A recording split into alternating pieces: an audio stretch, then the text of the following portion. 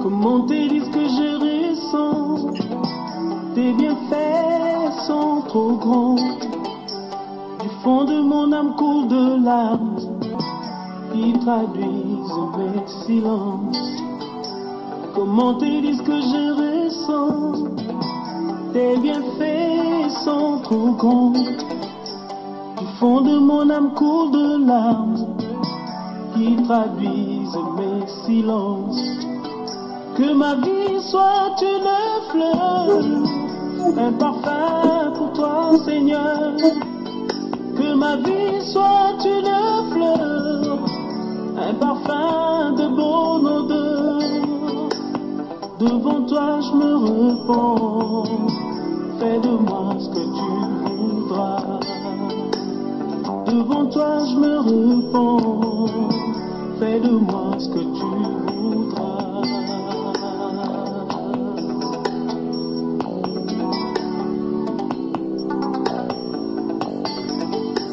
Comme l'argile devant les potiers, donne-moi la forme qui te plaît.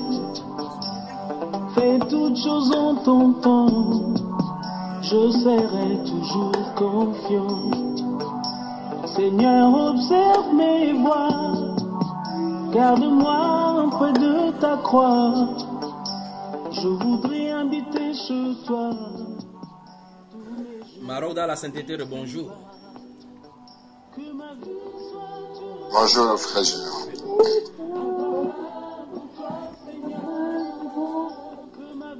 Que la grâce, la paix, l'amour, la communion de notre Seigneur vous soient multipliés. Amen.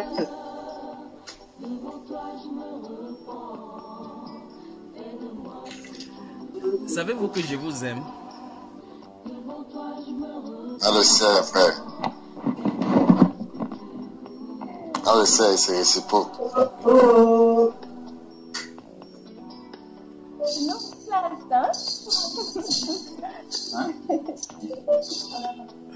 La sœur Flora est partie où? Elle est partie avec son mari. On voit ça. Mais tu as seulement mis la caméra, tu montres le plafond là maintenant. La sœur a ses tours. Ah ok. La sœur a ses tours. Bonjour. Oui, frère. Je suis là. Bonjour, frère Junior. Voilà. Le frère Benjamin est en poste. Et shalom, frère Junior. Oui. La baba a poussé sur la montagne, n'est-ce pas? Amen. La sœur Résienne est aussi là, n'est-ce pas?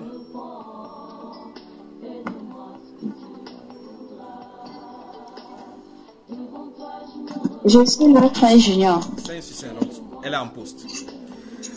Alors, on aborde maintenant la deuxième partie. Dans la première partie, nous avons vu les fraudes dans les business. C'est ce que nous avons vu, n'est-ce pas?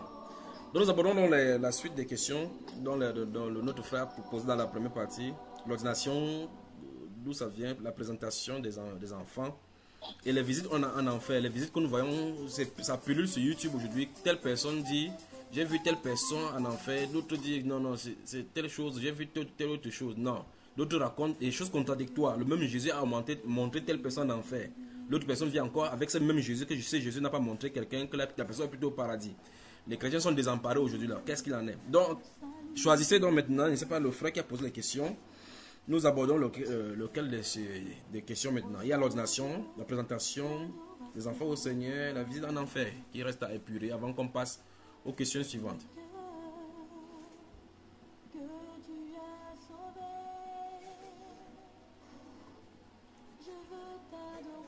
Frère Olivier, on prend quelle question?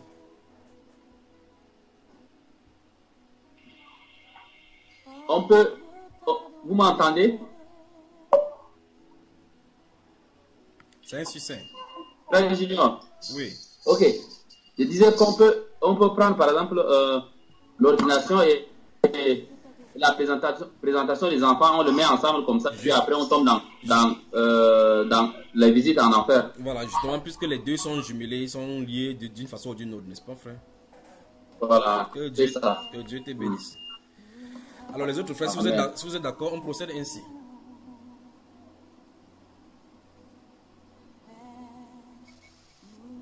On est d'accord, je suis d'accord. Voilà. Amen, amen, amen. Vous savez, les choses que nous avons trouvées en milieu religieux aujourd'hui, il y a tellement un grand danger que si quelqu'un accepte des choses au dépend de la parole de Dieu, sans vérifier et accepte pour vrai et prend cela pour vrai, il se pourrait que cette personne soit en train d'être trompée sans s'en rendre compte. Beaucoup de nos pratiques, beaucoup de ce que nous avons au milieu de l'église, enfin de toute façon, depuis un certain temps, vous en avez remarqué effectivement que ce qu'on prêche et ce qu'on dit dans la Bible sont généralement contraires. Vous avez vécu certainement et puis vous avez vu des choses, vous entendez les enseignements, vous avez comme l'impression que ce sont les enseignements qui ont des problèmes, alors qu'en réalité c'est les doctrines qu'on a toujours enseignées qui avaient des problèmes. Dieu amène donc les gens à réformer, à retourner à la parole. Donc, avant de répondre à ces questions de l'ordination et de la présentation des enfants du Seigneur, je vais d'abord dire certaines petites choses pour qu'on puisse bien se saisir. C'est que quand Dieu dit une chose, dès le départ, la sœur Claire a son micro ouvert avec la sœur Albertine. Donc, quand vous bougez, là, ça bouge et ça dérange. Donc, lorsque Dieu a dit quelque chose dans sa parole, c'est définitif. Et s'il a dit quelque chose dans la loi, et que cette chose-là c'est une ombre, il faut que sa réalité soit présentée dans la nouvelle alliance. La deuxième chose, c'est que Dieu est dans la progression de la révélation. Dieu est dans la progression de la révélation. Dieu qui a commencé dans la Genèse à montrer des choses, il les montrait au fur et à mesure pour qu'on puisse voir ça clairement, jusqu'à ce qu'il est tombé sous la loi. Et il nous a fait montrer cela clairement dans le Nouveau Testament. Jusque-là, dans le Nouveau Testament, il y a des zones d'ombre qui doivent être révélées clairement. Souvenez-vous de cela. Si vous n'avez jamais entendu cela, entendez aujourd'hui. Il y a des choses dans le Nouveau Testament qui sont encore aussi l'ombre, mais que ce sera clairement révélé bientôt. Vous me suivez, n'est-ce pas? Vous ne pouvez pas dire pourquoi. Si, la sœur Claire, je crois que c'est elle qui expliquait aujourd'hui que les poupées la suivent. Elle a fait quoi? Elle a volé la poupée de qui? Ou elle a fait quoi? Ou elle a fait quoi avec les poupées? Vous voyez, il y a des choses que même si vous faites n'importe comment, vous ne comprendrez pas. Si vous avez perdu un parent, vous ne pouvez pas donner une explication claire de pourquoi vous l'avez perdu. Pourquoi à cette période-là, cet incident-là est arrivé. Vous ne pouvez pas donner clairement le pourquoi vous vous trouvez dans la situation où vous vous trouvez maintenant. Vous ne pouvez pas donner le pourquoi. D'abord, vous êtes femme ou bien homme. Vous ne pouvez pas dire le pourquoi. Ce n'est pas écrit dans le Nouveau Testament comme ça, le pourquoi vous êtes homme, le pourquoi vous êtes femme, le pourquoi vous êtes marié à cette femme, le pourquoi vous êtes marié à cet homme, le pourquoi vous n'êtes pas encore marié. Il n'y a pas ça écrit. Vous voyez, ces grandes vérités concernant notre personne, les grandes vérités concernant notre personne sera révélées quand Christ viendra. C'est ce que le Saint-Esprit dit dans les Saintes Écritures. Si vous me regardez comme ça, je vous montre dans les... Vous voyez, tu veux porter mes verres, non? Je peux parler clairement. Ouvrez 1 Corinthiens chapitre 13.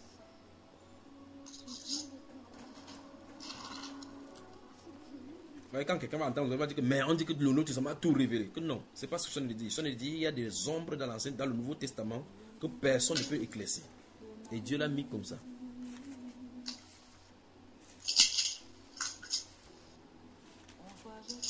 J'arrive. Nous sommes en train de traiter de la fraude. Non, on a fini avec la fraude dans la première partie. Nous traitons de l'ordination et de la présentation des enfants au Seigneur. Donc, ces petites choses, il faut qu'il les dise d'abord avant d'entrer de plein pied dans ces choses-là. Lisez le verset 8, voix du chapitre 13 que les témoins de Jéhovah aiment beaucoup.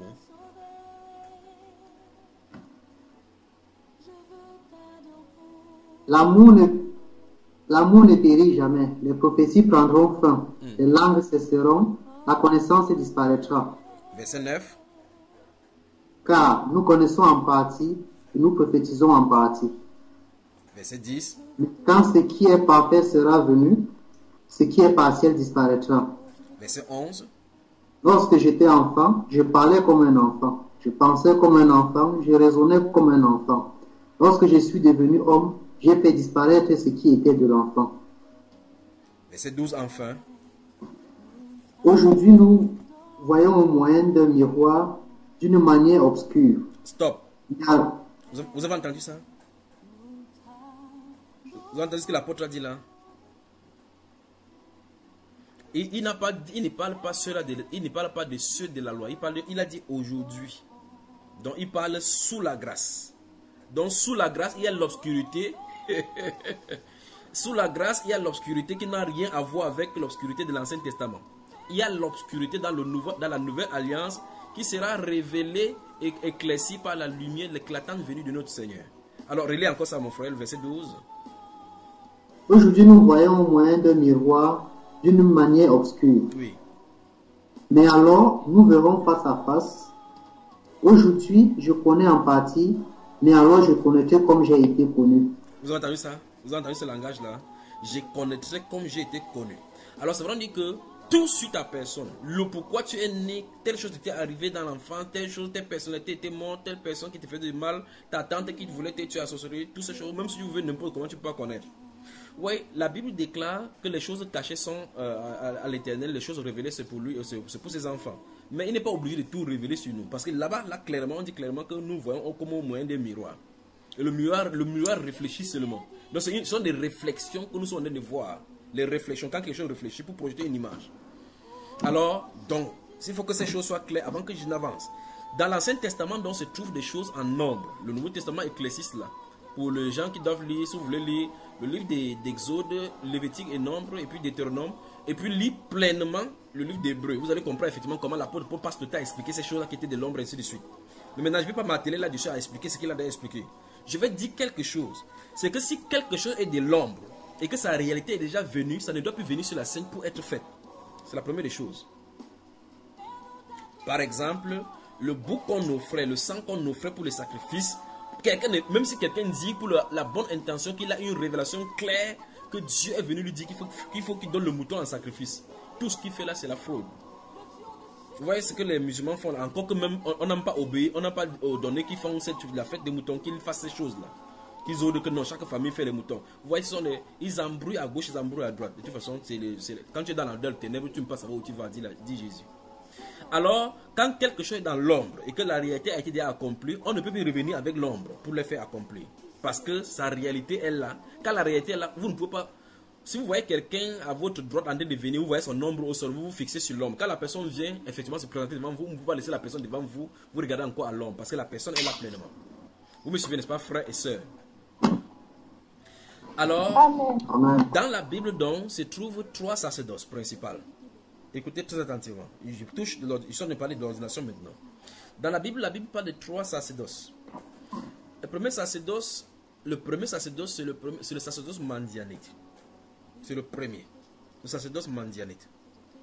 Là, le souverain sacrificateur, c'est le beau-père de Moïse, à Madian. Ce souverain sacrificateur-là, il a ce style de prophète là-bas.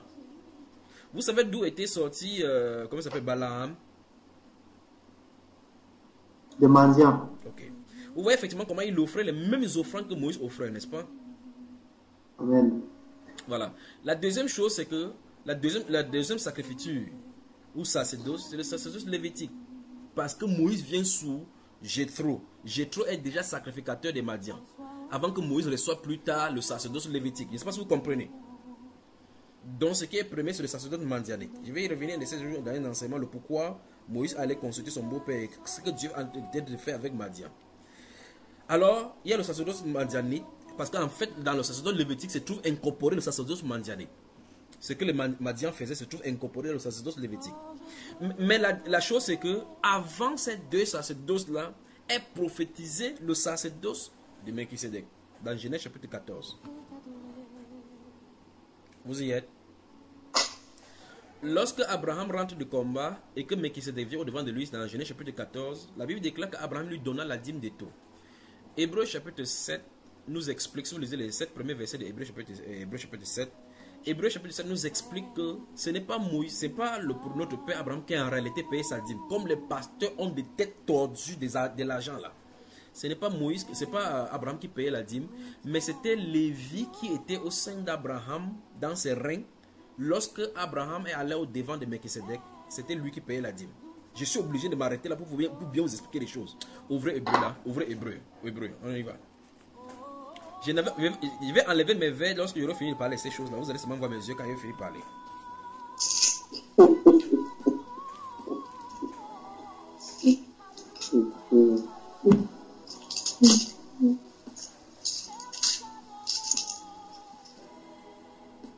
Vous y êtes?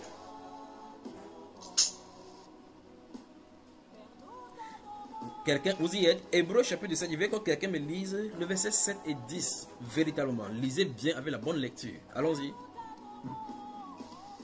Or, c'est sans contredire l'inférieur qui est béni par le supérieur. Car il était en... Le verset 7 et 10. Non, le verset 7 à 10. 7 à 10, ok. Or, c'est sans contredire l'inférieur qui est béni par le supérieur. Et ici, ceux qui perçoivent la dîme sont des hommes mortels, mais là, c'est celui dont il a attesté qu'il est vivant. De plus, Lévi qui perçoit la dîme l'a payé pour ainsi dire par Abraham, car il était encore dans les reins de son père lorsque Melchisedec alla au devant d'Abraham. Maintenant, je vais que vous arrêtez là-bas. Vous avez ces versets devant vous. Maintenant, je vous pose la question. Qui est Lévi?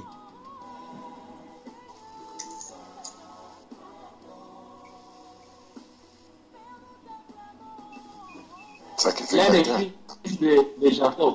Bien. C'est désagréable. L'un des fils de Jacob qui fut choisi par Dieu comme un sacrificateur. Merci. Si vous avez des problèmes, vous avez les bruits chez vous, n'ouvrez pas votre micro pour que ça influe sur... la petite Aurélie, bonjour. Du côté de Bordeaux là. Bonjour Aurélie, ça va? Où est Daniel? Je suis pas là. Et Daniel, il est... Ça va Daniel? Bonjour. Oui. Mais tu passes comme ça, tu passes dans la salle comme ça, tu passes jouer, tu ne me salues pas, c'est normal? Non. Tu as bien voyagé? Oui. Attends, j'ai Tu as bien voyagé? Oui. Sois sage, d'accord? Ok. Tu dois honorer ta famille. Ne sois pas parmi les délinquants, parmi les enfants dépravés de ce siècle. Si le Seigneur veut t'utiliser, donc fais attention, préserve ton corps. Tu as compris? Il t'entend. Voilà. Donc, que Dieu te bénisse. Amen. Alors ma soeur, veille sur cet enfant, sur ce garçon. Maintenant, on revient dans notre prédication ici. Je t'en ai parlé de ce hébreu là. Remarquez très attentivement, je vous pose la question concernant Lévi. Lévi, je veux que quelqu'un me donne la généalogie, par exemple les 5 premiers ou bien 4 premières personnalités avant Abraham, après Abraham, allons-y. Après Abraham, allons-y, Abraham.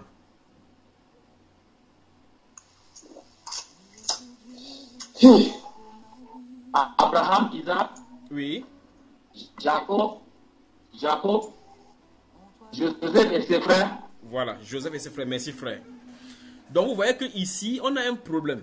Lorsque Dieu fait quelque chose et il le mentionne dans la Bible, c'est pas pour rien. Et Dieu merci pour ces choses, pour ces explications dans le livre d'Hébreu. Lorsque les pasteurs disent qu'on paye les dîmes, ils prennent le livre de Genèse chapitre 14 en disant que Abraham lui-même a payé la dîme. La Bible explique que Abraham n'a jamais payé la dîme, il ne payait pas pour lui. Donc vous voyez que les pasteurs doivent être malhonnêtes pour ne pas admettre que, en fait, vous ne pouvez pas donner autre explication, autre que ce que la Bible a déjà donné. Parce que la Bible déclare ici, en expliquant ce qui s'est passé dans Genèse chapitre 14. Parce que la Bible déclare, on parle de Melchisedec. On voulait expliquer Melchisedec. On dit c'est Melchisedec qui allait au devant d'Abraham. Et lorsque Abraham revenait du combat c'est Melchisedec, sans père, sans mère, ainsi de suite. On arrive ici, on dit considérer combien est grand le patriarche celui auquel le patriarche Abraham a donné la dîme. Vous voyez cela? Considérez-le. On a d'indiquer Melchisedec.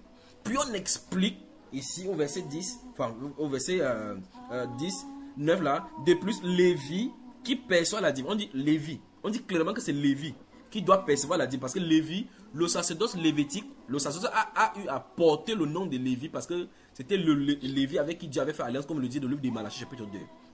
Alors, la Bible déclare que Lévi qui perçoit la dîme, non, c'est Lévi qui doit percevoir la dîme. Ce n'est pas les sacrificateurs, c'est Lévi qui perçoit, ça entre dans ses mains avant que le dispatching ne soit fait. On dit Lévi qui perçoit la dîme l'a payé. Lévi qui perçoit la dîme l'a payé. L'a payé. Frère. Oui. Ça veut dire que si on comprend bien, Abraham n'a pas payé sa dîme Il a payé plutôt la dîme, c'est de Lévi. Une fois de Lui, plus, il n'a pas payé la dîme. une fois de plus, je vais encore redire ça sur deux mots. Abraham n'a pas payé sa dîme. Abraham n'a pas payé la dîme de Lévi. C'était, dit la Bible, Lévi qui était en train de payer. D'accord. C'est ce qui est écrit là-bas. Verset 9 encore. De plus, Lévi qui perçoit la dîme, oui, hein, l'a payé, pour ainsi dire, par Abraham. C'est un peu comme vous entendez, quelqu'un vous doit de l'argent, vous envoyez votre fils pour le donner. Vous donnez pour aller remettre cet argent, n'est-ce pas, frère? Et puis vous dites que j'ai payé mon argent par mon fils. J'étais payé ton argent par mon fils. Donc vous êtes passé par votre fils pour donner cet argent-là. N'est-ce pas si vous comprenez? J'arrive. Regardez. Allez dans le verset 9. Prenez le verset 9. Je vais vous faire quelque chose. Ouvrez encore le verset 9. Prenez votre stylo comme moi. Je vais vous faire quelque chose.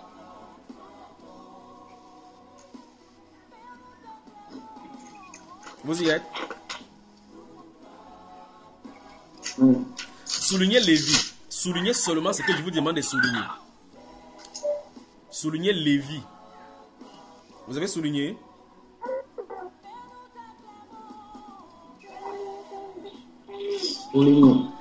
Soulignez l'a payé. Je crois qu'il y a quelqu'un, un enfant qui a pleuré là chez le frère Olivier. D'un, fermez ton micro. Après avoir souligné Lévi, soulignez l'a payé. Si vous avez fait, vous me dites, je vous donne encore d'autres instructions. Vous y êtes? Nous y sommes. Souligné par Abraham.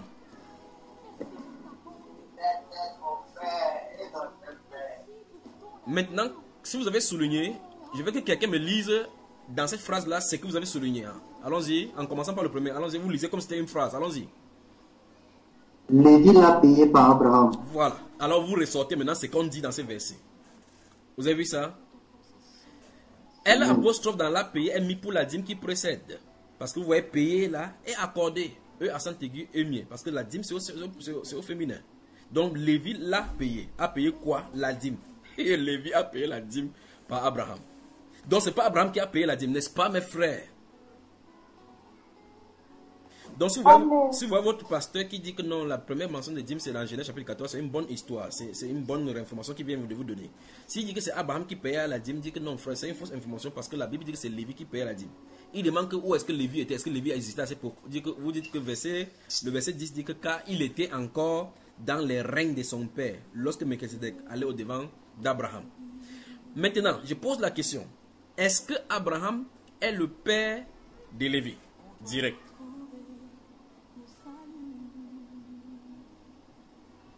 Non. Maintenant, Abraham engendre qui? Isaac.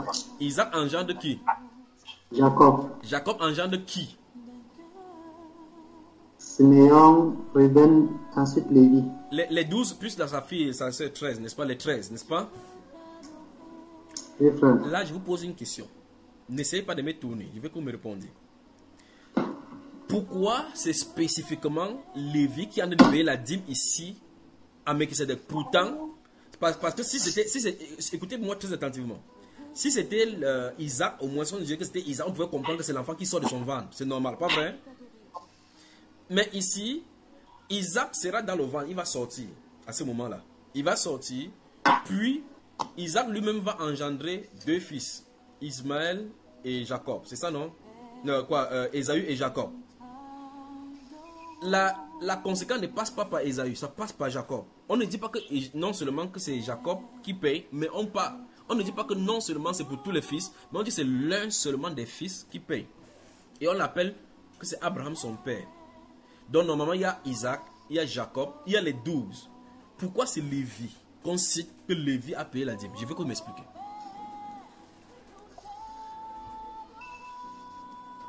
Vous voyez qu'on ne doit pas seulement lire la Bible à la levée, en rigolant avec les choses de Dieu comme ça, n'est-ce pas, frère? Non. Oui.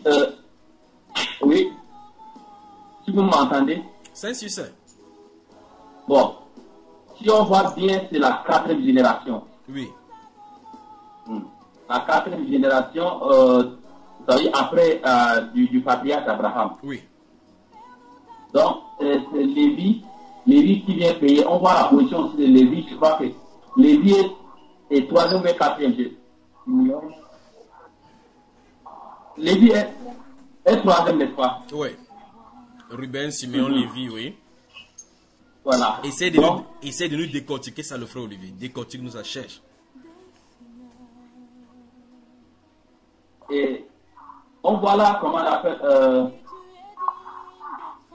Abraham, la Bible nous fait savoir que c'est Lévi qui paye l'autre la dîme, c'est-à-dire paye la dîme par, comment on appelle, par le biais d'Abraham. Tu vois, n'est-ce pas? Oui. Là, je suis un peu troublé. Ah. Je te vois venir. Vous voyez, c'est compliqué. C'est compliqué. Mais je vais revenir sur cette explication-ci plus longtemps, plus explicite dans les enseignements. Mais je vais vous dire en donnant des brefs par rapport à cela. Maintenant, vous remarquez que la révélation, tout à l'heure, je vous ai dit que la révélation de Dieu va croissant. Et j'ai expliqué d'abord que le sacerdoce mandianite est venu avant. Mais avant cela est révélé d'abord d'autres sacerdoces. Et Genèse chapitre 14 montre un sacerdoce qui devrait venir sur la scène, un sacerdoce intransmissible appelé le sacerdoce de Melchisédek. Donc vous voyez effectivement que Melchisédek se présente devant Abraham. Et Abraham rentre dans ce contexte dans la victoire pour le récompenser. Il lui donne le pain et le vin pour montrer effectivement que en réalité c'est après le combat qu'il y aura le couronnement.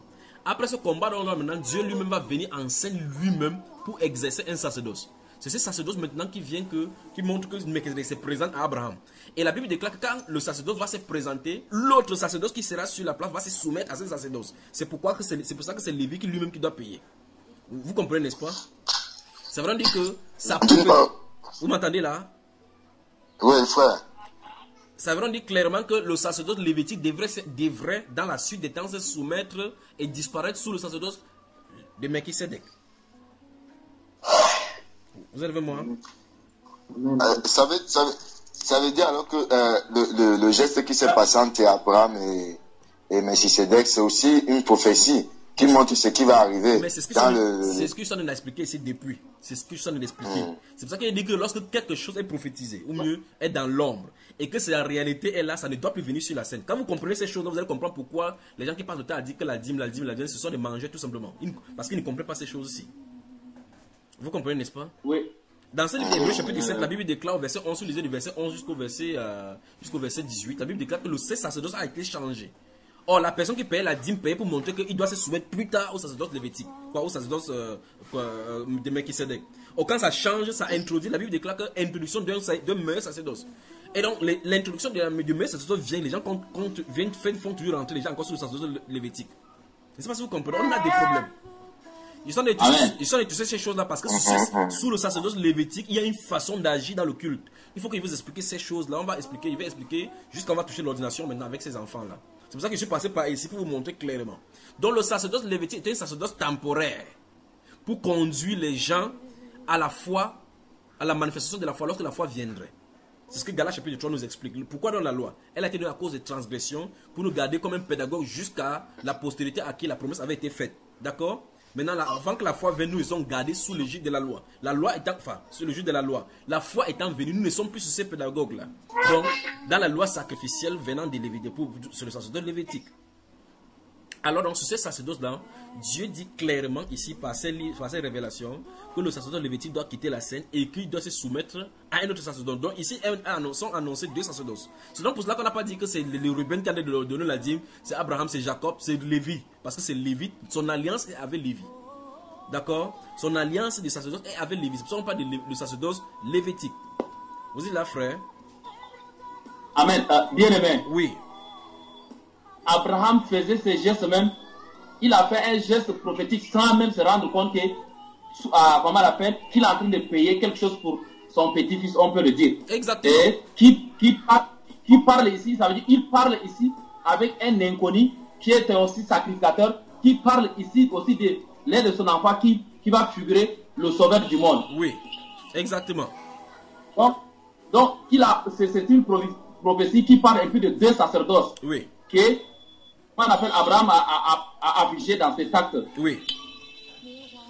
Donc, et c'est là le mystère vraiment que les hommes ne comprennent pas en mélangeant les choses. Quand Bon, ça c'est sur la dîme. Je vous laisse maintenant de continuer maintenant. Que le Seigneur te bénisse, mon frère.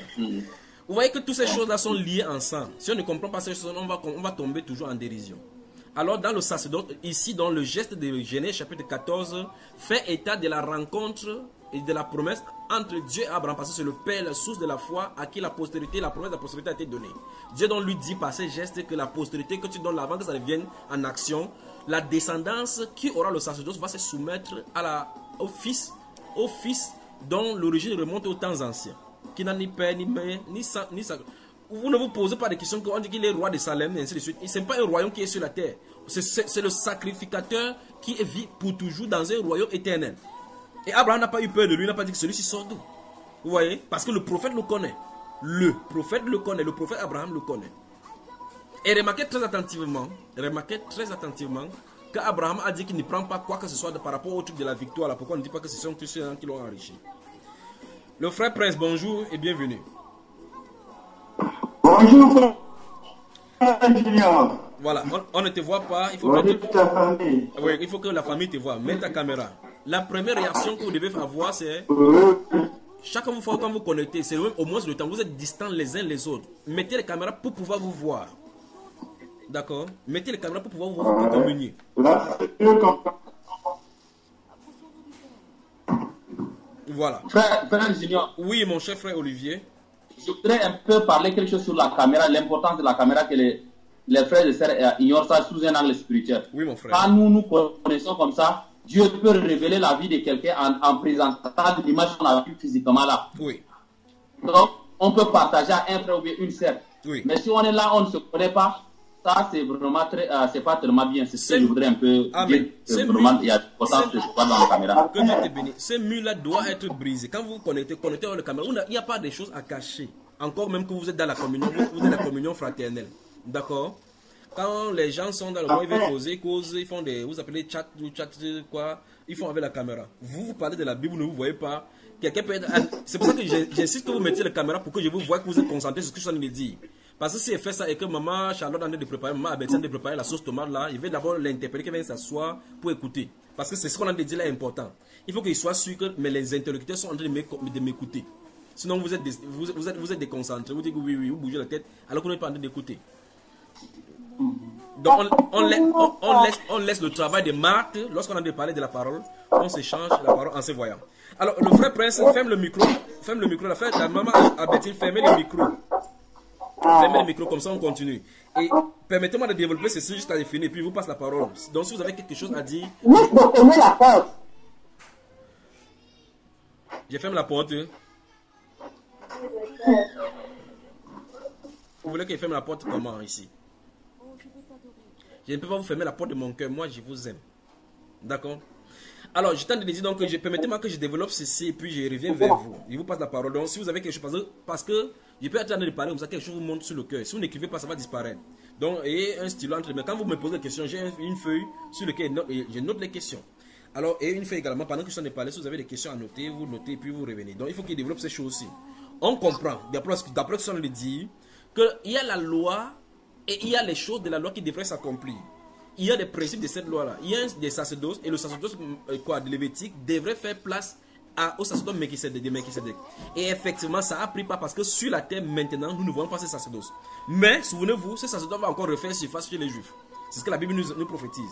Il y aura encore ces choses-là avec les sacrifices qui seront encore faits là-bas lorsque le temple sera fait. On va rétablir l'autel de Dieu là-bas. Maintenant, pour le moment, nous sommes encore avec le sacerdoce de Melchisedec.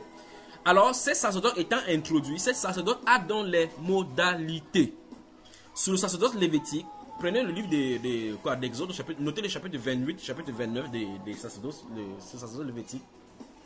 Exode, chapitre 28 et 29. Que Dieu vous bénisse.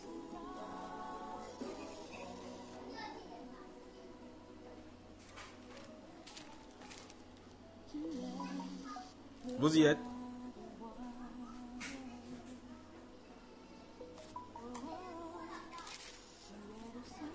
Donc on va donc lire ceci et puis je vais vous parler maintenant de façon crue. La sœur Abetine, ton micro n'est pas fermé. Vous voyez le frère Willy là-bas derrière avec le blanc. Il a porté le blanc comme le sacrificateur des temps modernes. Il est en blanc comme le sacrificateur. Ah, mon frère Eli. Voilà. Donc nous parlons là de l'ordination pastorale et nous allons trouver, on va toucher le cas, la présentation des enfants.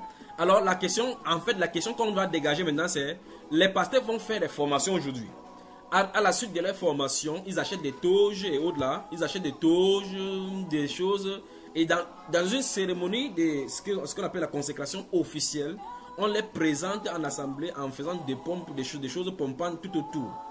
La question, on va regarder ce qui se passe on va regarder ce qui se passait dans l'ancien sacerdoce, c'est-à-dire la sacerdoce lévitique, et puis on va voir si dans le Nouveau Testament c'est écrit ainsi. C'est pour ça que je suis de vouloir définir toutes ces choses-là pour que vous voyez la différence entre le sacerdoce lévitique et le sacerdoce de la nouvelle alliance. Maintenant, on va se poser des questions. Est-ce que l'ordination que le pasteur fait, quand les pasteurs ont fait la formation et puis on les consacre là, est-ce que c'est biblique? Est-ce que c'est normal? Si c'est non, écoutez-moi très attentivement. Alors ces pasteurs qui sont en train de se consacrer sont en train d'entrer dans une association des sorciers. En tout cas, que vous le voulez ou pas, moi j'assume, ce sont des sorciers. C'est l'initiation à la sorcellerie religieuse. Ça, c'est ce qu'il faut le dire. Parce qu'en réalité, ce qu'on va sortir, au sortir d'ici, on va voir que c'est étranger à la Bible. Ça n'a rien à voir avec Dieu a ordonné. Ça n'a rien à voir avec ce que Dieu a ordonné. Maintenant, on va prendre également la consécration des enfants au Seigneur. On va voir effectivement ce que la Bible en disait par rapport à la consécration. Ce qu'ils appellent la présentation des enfants au Seigneur. Vous comprenez? Donc on va voir ça. Amen. Préparez dans Lévitique chapitre, j'ai dit quoi, Exode chapitre 28. Exode chapitre 28. Oui, chapitre 28. Donc tout le monde ouvre la Bible. Tout le monde ouvre la Bible.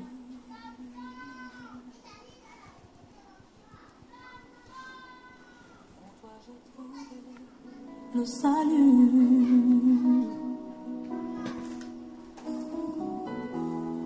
Reçois, ô Dieu, l'adoration d'un cœur que tu as sauvé. Je veux t'adorer.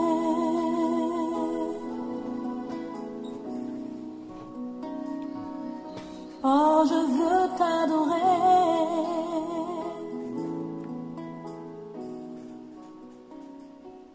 Vous êtes à Exode chapitre 28. Dans Exode chapitre 28 et chapitre 29, la Bible parle de la confection des vêtements sacerdotaux, ainsi de suite de la consécration des sacrificateurs. Je vais seulement piper parce que c'est long. Vous devez prendre le temps pour lire ces deux passages-là. D'accord?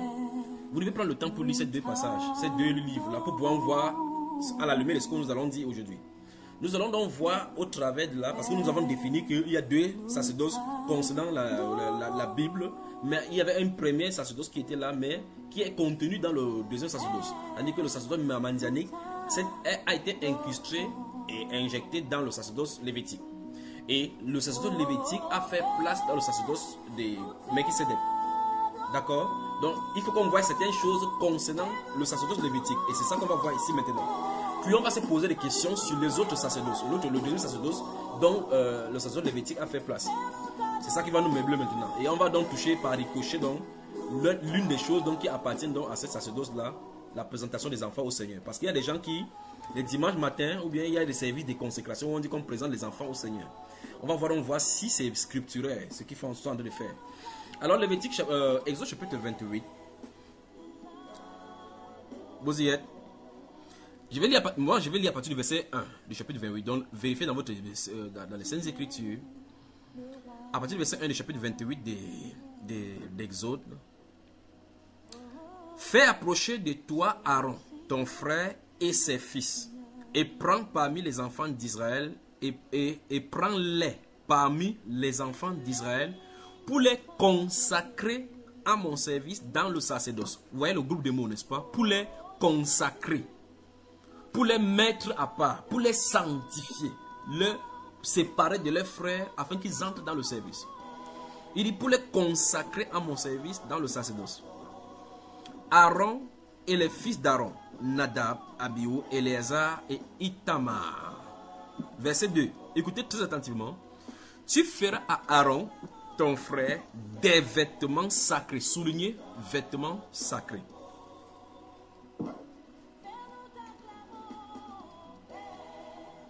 pour marquer sa dignité. Vous avez vu cela, n'est-ce pas? Donc vous pouvez encadrer maintenant pour marquer sa dignité. Donc le vêtement sacré a un signe. C'est le marquage, le démarquage que Dieu a eu son regard sur toi d'une certaine façon. Et la Bible déclare dans ce même livre d'Exode, dans ce livre d'Hébreux que nous avons lu tout à l'heure, on dit que personne ne s'érige de ce titre-là, le souverain sacrificateur, comme le fut Aaron. Vous voyez? Parce que cette dignité-là, on détient cela de Dieu. Donc personne ne peut se prévaloir d'être sacrificateur. Ça doit venir de Dieu. Et dans l'ancienne alliance et dans la nouvelle alliance, ce principe n'a pas changé. C'est pour ça que Dieu a dit au Melchisedec que tu es sacrificateur pour toujours, selon l'ordre de Melchisedec. Alors donc, Dieu dit ici, tu feras à Aaron, ton frère, des vêtements sacrés. Ces vêtements sont sacrés. Gardez-vous à l'esprit parce qu'on va toucher la nouvelle alliance tout à l'heure. Donc les vêtements que les gens doivent porter dans le sacerdoce doivent être sacrés. Ok. Maintenant, il dit pour marquer sa dignité et pour lui servir de parure d'ornement. Donc, les vêtements sont sacrés. C'est pour marquer sa dignité. Quand on voit cela, on voit ça qu'il est en honneur. Et deuxième chose, ça le orne. Verset 3. Tu parleras à tous ceux qui sont habiles, à qui j'ai donné un esprit plein d'intelligence. Et ils feront les vêtements d'Aaron afin qu'ils soient consacrés et qu'ils exercent mon sacerdoce. C'est le sacerdoce de Dieu. Et donc Dieu s'est choisi les gens qui doivent coudre les vêtements. C'est terrible. Et il met son esprit dans ces personnes pour que les gens puissent coudre le vêtement que doivent porter les sacrificateurs. N'est-ce pas terrible? Donc le vêtement ne devait pas être fait par n'importe qui. Pas comme les pasteurs aujourd'hui ouvrent des écoles théologiques et ils demandent à leurs femmes qui sont allées faire la formation en IH, industrie d'habillement, et que le marché c'est sa femme qui gagne. Vous voyez cela, suivez mon regard. Devant son église, il y a une petite restauration, c'est sa femme qui a l'exclusivité de vendre les jus d'orange là-bas avec des gâteaux. Si vous venez vendre, il faut passer par sa femme. Vous voyez des salades sorceleurs, j'arrive. Verset 4. Voici les vêtements qu'ils feront. Un pectoral, un éphod, une robe, une tunique brodée, une tiare et une ceinture. Ils feront des vêtements sacrés à Aaron, ton frère, et à ses fils. Écoutez, afin qu'ils exercent mon sacerdoce. Ils emploieront de l'or, des étoffes teintes en bleu, en pourpre, en cramoisi et de fin lin. Si vous avez du temps, et quoique dans un autre enseignement, je n'aime pas enseigner. C'est déjà des choses qui sont profondes dans les Saintes Écritures. Je n'aime pas enseigner ça de façon virtuelle. J'aime enseigner, les gens sortent devant moi pour bien me voir. Regardez, ces choses-ci telles que données. L'or, la présence de l'or, des étoffes peintes en bleu, en pourpre, en cramoisi, en fin lin, même les trucs de fil de dauphin, toutes ceci ont des significations spirituelles dans le corps de Christ. Des réalités dans le corps de Christ, donc des explications, c'est à quoi ça réfère. Ok. Verset 6. Ils feront l'éphod d'or, le fil bleu, pourpre et cramoisi, et des fins lin retors. Il sera artistement travaillé. On y fera 2 épaulettes qui le joindront par ses 2 extrémités, et c'est ainsi qu'il sera joint. La ceinture sera du même travail que l'éphod est fixé sur lui. Souvenez-vous, la personne qui vient de parler, c'est Dieu. C'est Dieu qui donne les modalités des styles des vêtements. Verset 8. La ceinture sera du même travail que l'éphod est fixé sur lui. Elle sera d'or, des fils bleus, pourpre et cramoisi et des fins lin retors. Tu prendras 2 pierres d'onyx et tu y graveras les noms des fils d'Israël. Regardez bien le verset 9. Tu y graveras les noms des fils d'Israël. 6 de leurs noms sur une pierre et les 6 autres sur la seconde pierre d'après l'ordre de naissance. Frère, que le pasteur se repente, je vous le dis, je peux m'arrêter seulement ici et parler pendant 2 heures. Donc vous voyez effectivement que ce n'était pas des habits fantaisistes que les gens portaient. Ça avait des significations. Les façons que les couleurs... Tout à l'heure vous avez posé la question dans la première partie, j'ai entendu quelqu'un poser la question sur la couleur d'émeraude. Qu'est-ce que ça signifiait? La topaze et autres là-bas. Vous remarquez effectivement que chaque tribu avec sa couleur et sa signification. En tout cas, on va voir ici. Les 12 tribus, chaque personne a sa couleur. Donc, effectivement, et ça montre l'alliance et la signification prophétique par rapport aux différentes tribus. Lorsque vous allez lire Genèse, je me sens vraiment bien maintenant, là, je me sens vraiment bien. J'espère que personne ne doit perturber cette séance-ci. Lorsque vous allez lire Genèse chapitre 49, par rapport à la prophétie donnée par le prophète Israël, et puis vous lisez Deutéronome chapitre 32, la prophétie donnée par Moïse à ces mêmes peuples-là, vous allez voir comment il va les positionner régionalement. Et vous rentrez maintenant dans le livre des Juges, le livre de Josué, chapitre 13 et 14, lorsque le moment arrive maintenant sur la répartition du peuple sur les territoires, vous allez voir que les choses seront positionnées telles que prophétisées dans l'Ancienne Alliance, dans la Genèse et puis dans Deutéronome. Maintenant là, Israël, lorsqu'il faut... Oh mon Dieu, je me sens tellement bien. Je sais pas, s'il vous plaît, calmez-moi si ça va vite. Calmez-moi, d'accord? Calmez-moi. Maintenant, si vous prenez le livre de Nombres, chapitre 13, chapitre 14, vous voyez, lorsque Israël va sortir, prenez le nombre du premier chapitre jusqu'au 14e chapitre. Lorsque Israël va sortir, Dieu va donner l'ordre du campement. La façon dont il fallait se camper importait. Vous voyez cela? Et il devait se camper comme... Ah mon Dieu, j'ai dit, je me sens vraiment, je ne sais pas si, comment on va faire ces choses-ci. Père, que ton nom soit glorifié. Je ne sais pas. Je crois que je vais devoir avaler des choses. Il faut qu'on se rencontre physiquement. Il faut qu'on soit physique pour ces genres de choses-ci. Il faut qu'on soit physique. Alors, dans le livre des Nombres, donc, vous allez voir, je crois que je vais prendre l'une de mes Bibles là. Remarquez très attentivement, l'âge de l'alliance est carré comme ça, comme votre Bible à vous, carré. Et puis là, c'est assorti des différents outils où on devrait transporter. Là, l'âge de l'alliance devait être transporté, mais la façon dont Israël devrait marcher devant l'âge de l'alliance importait. Il y avait 3 peuples, parce qu'ils sont 12, et les faces de l'âge de l'alliance, c'est en 4 côtés, donc c'est une figure à 4 côtés. Et 4 fois 3 font 12. Donc, les tribus étaient regroupées régionalement, en Occident, à l'Orient, au Midi et au Septentrion. 3 par 3. D'accord, frères et sœurs? Je ne sais pas si vous me saisissez. Donc, leur positionnement géographique par rapport à l'âge de l'alliance était prophétique. Par rapport à ces 4 bêtes dont vous allez lire dans le livre d'Exode, enfin, dans le livre d'Apocalypse, chapitre 5 et 6, où il y avait 4 bêtes devant le trône. Je ne sais pas si vous avez la liste là. Les 4 êtres vivants qui sont devant le trône. Bon, de toute façon, gardons ces choses-là. Il ferait mieux de rentrer dans l'exclusion de l'Église ici, là, maintenant. Alors, il va dire que les dispositions d'Israël, même dans la marche dans le désert, étaient prophétiques et avaient des significations. Le peuple ne pouvait pas tout simplement dire que non, le désert est vaste, on peut se répartir n'importe comment. Le fait qu'ils construisaient leur camp, ils devaient construire leur camp par rapport à l'âge de l'Alliance. L'âge de l'Alliance était positionné. Et la façon dont la tribu de Juda, la tribu de Simeon, la tribu de Lévi devaient se positionner, importait. Vous voyez? Allons dans le livre des Nombres. Je crois que vous me regardez comme ça, comme c'était moi qui avais écrit. Allons dans le livre des Nombres là. Que Dieu vous bénisse, que Dieu vous bénisse.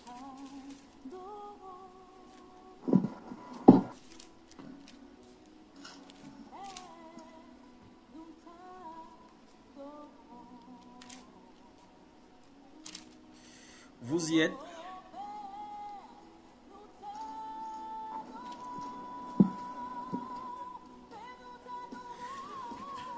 Nombre chapitre 2. Rapidement, c'est pas le point. Il faut que tout cette organisation-ci, ça me fait m'amener dans cette direction-ci. Mais il va falloir que vous compreniez ces choses. Le but pour lequel tout ceci a été déployé, c'est pour que vous ne fassiez pas les mélanges. Et c'est cette chose-ci d'inattention qui a amené les pasteurs à prendre des choses mélangées avec le paganisme, les catholiques à entrer avec ces bêtises-là. Quand ces choses sont positionnées dans les Saintes Écritures, en fait, au sortir d'ici, il veut dire que les choses de l'Ancienne Alliance ne sont pas mises au hasard. Il n'y a rien qui est dit au hasard là-dedans. Il y a une signification. Et souvenez-vous, c'est Dieu qui en est de parler. Remarquez qu'il choisit les personnes qui doivent coudre les habits. Le style de couleur qu'on doit mettre. Où on doit positionner l'onglet. Où est-ce qu'on doit positionner le fil. Où est-ce qu'on doit mettre la ceinture. Les styles de pieds, le nom qu'on doit graver. Et il donne l'ordre et façon comment le rangement. Si Dieu prend le temps de dire cela, et il dit à Moïse, aie soin de faire d'après le modèle qui t'a été monté sur la montagne, on doit faire attention. Alors, Nombre chapitre 2, je vais lire rapidement. Vous allez voir donc que, si vous lisez le livre de Nombres, je vais lire rapidement et puis on va faire le résumé. L'Éternel parlait à Moïse et à Aaron et dit, les enfants d'Israël camperont chacun près de sa bannière, sous des enseignes de la maison de ses pères.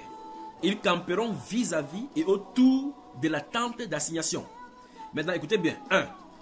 À l'Orient, ça c'est à l'Est, le camp de Juda, avec sa bannière et avec les corps d'armée. Là camperont le prince des fils de Juda, Nashcon, fils d'Aminadab, et son corps d'armée, composé de 74 600 hommes d'après le dénombrement. Verset 5. À ses côtés camperont la tribu d'Isaacar, le prince des fils d'Isaacar, Nethanel, fils de Tsoa, et son corps d'armée composé de 54 400 hommes d'après le dénombrement. Verset 7. Puis la tribu des Zabulon, le prince des fils des Zabulon, Eliab, fils d'Élon, et son corps d'armée composé de 57 400 hommes d'après le dénombrement. Vous voyez? Donc 9. Verset 9 maintenant. Total pour le camp de Juda. Donc Juda qui est le chef de ces camps-ci. Vous voyez, n'est-ce pas? On a cité donc là, à l'Orient, on a cité Juda, Issachar, Zabulon. Donc Zabulon, Juda, Issachar et Zabulon devraient être placés à l'est lorsque le campement, lorsque l'arche de l'alliance est positionné. Maintenant, verset 10 dit, au midi, le camp de Ruben. Donc, Ruben est au sud. Je ne sais pas si vous comprenez, frère. Au midi donc, le camp de Ruben, avec sa bannière. Verset 12 dit, à ses côtés camperont la tribu de Siméon. Vous y êtes? Verset 14 dit, je lis rapidement, verset 14 dit, puis la tribu de Gad, le prince des fils de Gad. Donc, au midi, c'est-à-dire au sud, on a encore trois, Ruben, Siméon et Gad. Alors qu'à l'Orient, on a Juda, Issachar et Zabulon. Et on a dit, Dieu a dit clairement qu'ils vont camper, voilà l'ordre de campement autour de l'arche de l'alliance. Maintenant, si quelqu'un se dit, ah, non, l'essentiel c'est qu'on se rassemble, nous sommes tous des frères, nous sommes tous des juifs. C'est Dieu qui ordonne son peuple, le peuple doit marcher comme Dieu veut qu'il marche. D'accord?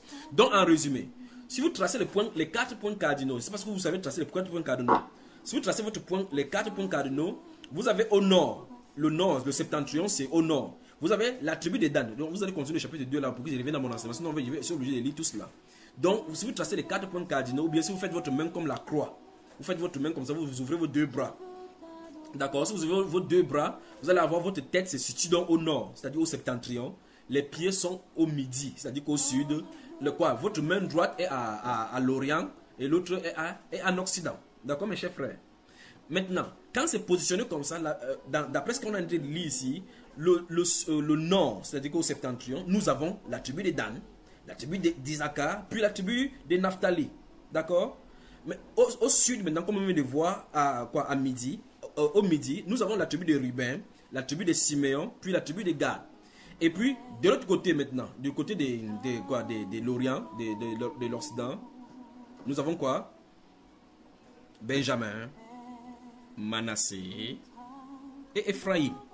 Vous avez vu ça, frère? Donc, 3 ici, 3 ici, 3 au sud, 3 au nord. Alors, les 3 fois les 4 côtés, ça fait 12 tribus. La question c'est, pourquoi Dieu dit qu'il se regroupe comme ça? Et vous le voyez dans le désert, l'arche de l'alliance, la tente de l'alliance est au milieu. Et ils sont regroupés comme ça par famille, dans les différentes zones. C'est comme ça qu'ils doivent camper. Quand ils se mettent en marche, quand ils se mettent quelque part, ils doivent aller. Et Dieu dit par la suite que quand ils vont se lever pour partir, il y a la façon de se lever. Ce n'est pas tout le monde qui se lève en marchant. Ça, si vous comprenez, frère. Vous y avez moi? Amen. Voilà. Donc voilà comment la Bible est. C'est pour ça que je suis obligé d'entrer là-bas chaque fois pour ouvrir la Bible pour vous expliquer ces choses-ci. Maintenant, en revenant dans le livre d'Exode, concernant ce qui nous concerne ici, nous sommes de voir l'ordination pastorale. Écoutez même le mot. Ordination pastorale. Tu parles. Bon, alors, donc nous voyons que dans l'ancienne alliance, Dieu a donné l'ordre des ordres concernant le sacerdoce.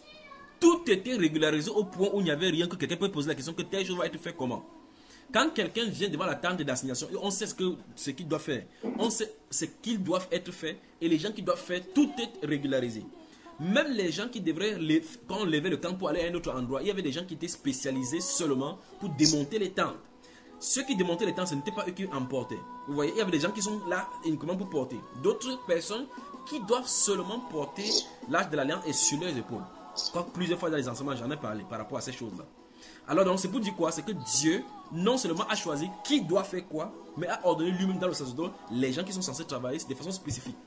Ici nous voyons comment, pour consacrer, il dit comment la consécration doit être faite. Qui doit coudre les habits, qui doit mettre quoi et comment ça doit se faire. La consécration était uniformément faite et de façon monotone. C'est-à-dire qu'on suivait la même consécration d'année après année. Le rituel était identique. Maintenant, prenez 5 dénominations différentes et voyez donc les différentes consécrations. Vous allez être abasourdis. Maintenant, rentrons dans le livre d'Exode.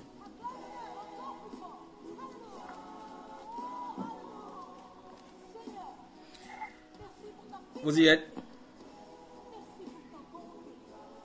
Regardez, on y va. Exode chapitre 28. Je vais rapidement au verset 15 et suivant. Tu feras le pectoral du jugement, artistement travaillé. Vous avez vu cela? Donc le pectoral, ce qui portait ici, écoutez bien. Le pectoral était, il y avait cette chose que vous appelez galon ici. On avait fixé des liens ici. Et on a porté cette plaquette là, ce pectoral là ici au-dessus. Et dans cette pectorale étaient gravées les 12 pierres, classées en ordre de 6-6, et les noms d'Israël étaient positionnés là-dessus. Dieu appelle ça le pectoral du jugement. Les pasteurs, vous allez voir les pasteurs catholiques, ils ont les choses roses qui portent des chapeaux rouges et autres là-bas, des attroupements, d'autres qui portent avec des grosses croix renversées, d'autres avec des grosses cailloux entre les mains et autres là-bas avec des grosses bâtons tordus comme le serpent. Et d'autres encore, ils portent l'habit noir avec des signes rouges sur ça. Ça, c'est de l'église protestante. Ils disent qu'ils sont les modérateurs, le modérateur international. L'église pentecôtiste mélange un peu le protestantisme avec le catholicisme et puis même le truc de maraboutisme.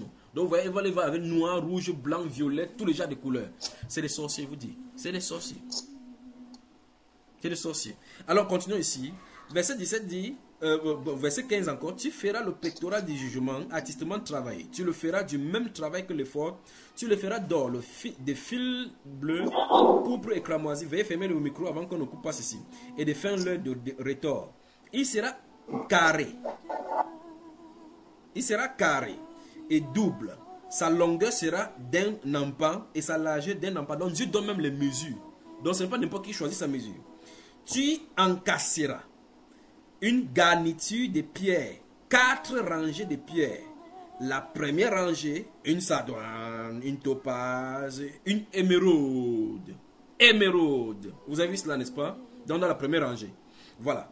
La seconde rangée, une escarboucle, un saphir, un diamant. Troisième rangée, une opale, une agate, une améthyste.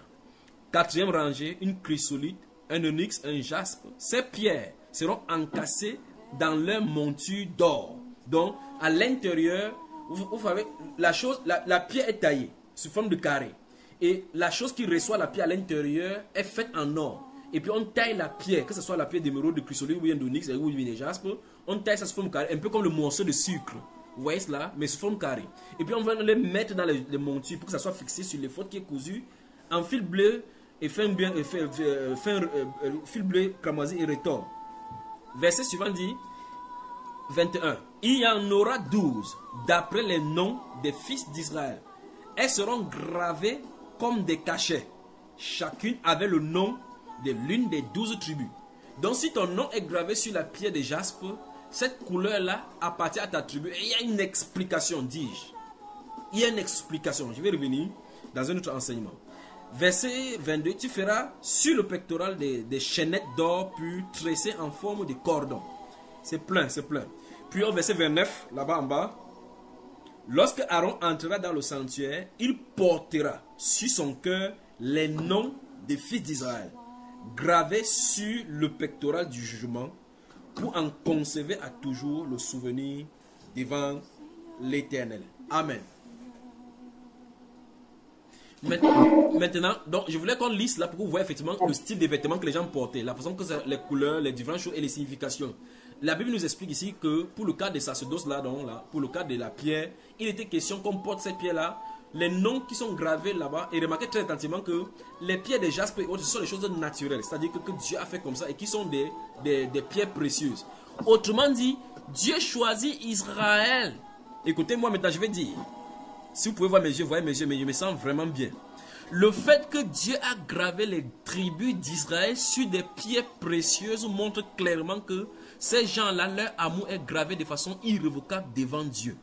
Le fait qu'ils sont portés sur la poitrine de souverains sacrificateurs pour venir devant le trône de propitiation montre que même si Israël commet n'importe quel péché, ils obtiennent propitiation parce qu'ils sont d'abord gravés par amour dans le cœur de Dieu. Je vais prendre le temps pour étayer là-dessus. Mais restons dans la chose. Donc, vous devez comprendre donc que par ces significations, quand Aaron entre dans la tente du sanctuaire, c'est pour amener le péché d'Israël devant le trône de grâce. Et là, quand il sort, le péché est déposé là-bas. Et quand le péché est déposé là-bas, il ressort avec le même nom gravé sur la pierre précieuse. Ça veut dire que l'amour de Dieu pour Israël est pour toujours. Vous entendez ça, mes frères? Voilà. Alors, chapitre 29. Ça c'est l'habit. Là, s'il te plaît. Comment? Oui, comme nous sommes dessus sur les pierres là, oui. Tu peux aussi nous expliquer ce que signifie l'émeraude. Si tu expliques émeraude, il va falloir qu'il explique jaspe. C'est pour ça qu'il a gardé ça là-bas, de comprendre. Voilà, la sœur émeraude là-bas, demande-lui pourquoi on lui a donné le nom. Donc, Exode chapitre 29, pour ne pas perdre pourquoi on ne perd pas le fil. Exode chapitre 29 maintenant. Là, nous avons vu la tiare, les caleçons, les robes, les fautes qu'on devait faire et la signification des pierres encastrées avec le nom d'Israël gravé là-dessus. Sur la tiare était écrit sainteté à l'Éternel. Quand il portait la tiare là, sur sa tête, c'était écrit ici sainteté à l'Éternel. Quand il s'est positionné devant la foule, quand il le regardait, l'écriture était devant là sur son front, sainteté à l'Éternel. Pour rappeler au peuple que vous devez comprendre que le Dieu vers qui vous venez vous approcher est un Dieu saint. Amen. Chapitre 29 d'Exode. Maintenant, vous allez voir, maintenant, après quand la pierre et les autres sont faites, il faut maintenant que ceux-ci à qui on a dit qu'ils doivent porter ces vêtements-là, ces vêtements sacrés, pour que cela serve de dignité, pour qu'ils entrent dans leur service. Il faut qu'on voit maintenant comment on fait pour les consacrer à leur service. D'accord? C'est donc cela que porte le chapitre 29. Chapitre 29, dans le verset 1. Écoutez. Voici ce que tu feras pour les sanctifier. Sanctifier, ça veut dire que nettoyer, pour être mis à part. Lorsque quelque chose est déjà sanctifié par Dieu et mis à part, vous ne pouvez plus toucher ça et aller libre devant le Seigneur. Dieu va vous punir. C'est donc pour cela que les nourritures que les gens amenaient, remarquez très attentivement pour le cas de la nouvelle, pour que vous compreniez ce que ça veut dire. Lorsque vous lisez 1 Corinthiens chapitre 11 où on parle du repas du Seigneur, vous vous souvenez du repas du Seigneur, j'en ai parlé dans la Côte d'Ivoire dans la sainteté, que le repas du Seigneur tue. Remarquez très attentivement, quand vous priez, on dit lorsque vous assemblez, que chacun de vous, quand vous vous mettez à table, on dit que quelqu'un commence à manger pour son propre repas, après on dit l'autre qui a faim. On dit, voulez-vous mépriser la table du Seigneur? Or, la table, c'est un objet sur lequel on dépose des choses pour manger. Maintenant, la table initialement vide se trouve à un moment donné appelée la table du Seigneur. Non pas que c'est la table en planche maintenant qu'on a de signifier ainsi, mais c'est la chose par la suite de la rituel qui se passe au-dessus qui devient maintenant par appellation la table du Seigneur. De telle enseigne que si le frère Olivier avec sa femme prépare le bilibili, alors que la sœur Charlotte prépare le coquille, et l'autre prépare le ndolé, et l'autre prépare le mbongo, l'autre prépare vous appelez quoi, la tchéké. Vous amenez, lorsque chacun prépare ça chez lui, il peut manger dans sa mamie, ça ne dérange personne. Vous voyez cela? Il mange chez lui, ça ne dérange personne. Il mange autant qu'il veut, ça ne dérange personne. Sous réserve qu'il ne fasse pas de la gourmandise, parce que ça c'est un péché. Maintenant, lorsqu'il porte cela pour venir au milieu des saints, en disant que nous venons comme ça pour le repas fraternel, le repas du Seigneur. Lorsque c'est déposé sur la table, le repas devient pour le Seigneur. Vous voyez cela? Donc ce repas est sanctifié automatiquement vu qu'on vient sous le nom du Seigneur. Et donc ce repas est automatiquement sanctifié. Ça veut dire que c'est mis à part pour un but précis pour le Seigneur. Et donc ici dans le chapitre 29 il dit, voici ce que tu feras pour les sanctifier. Donc après cet acte-ci, ils sont déjà mis à part pour le Seigneur. C'est donc pour cela que vous allez voir dans le livre de Daniel au chapitre 5, si vous lisez dans Daniel chapitre 5, vous allez voir le roi Belshazzar, ce que vous appelez Belshazzar, ou bien pour ceux les amateurs des religions orientales, là, Balthazar. Lorsqu'il va prendre le pouvoir, il va inviter ses compères avec ses concubines, ils vont prendre les vases d'or et d'argent que nous connaissons, avaient amené de Jérusalem, ils vont commencer à boire jusqu'à ce qu'ils saoulent. Et puis subitement, la main de Dieu va sortir là pour écrire sur les murailles. Vous voyez, ça va compter, peser. Et donc, lorsque Daniel vient pour lui dire, ça révèle ici que ceux-ci ne connaissaient pas la crainte de Dieu. Et par conséquent, ils pouvaient prendre l'or qu'on a consacré. C'est juste un gobelet. Juste un gobelet. Mais la différence, c'est que ce gobelet avait été consacré pour le service de Dieu. Même si Israël a péché n'importe comment, il n'en demeure pas moins que ce gobelet a été consacré par Dieu, au service de Dieu. Et par conséquent, n'importe qui ne pouvait pas boire là-dedans. On ne pouvait plus faire n'importe quoi. Avant que ça ne soit consacré, c'est fait avec de l'or, ou bien avec de l'argent, ou bien avec du cuivre, les reins, ainsi de suite. Mais lorsque c'est consacré pour le service de Dieu, toute personne qui touche reçoit de le mourir comme les Philistins en ont eu, lorsqu'ils ont transporté l'arche de l'alliance. Alors ici, la Bible déclare que voici ce que tu dois faire pour les consacrer. Suivons donc ces choses. Donc à l'issue de ces choses-là, ils sont sanctifiés. Avant cela, ils ne sont pas sanctifiés. Quand cet acte, je sens d'insister parce qu'on parle de l'ordination pastorale.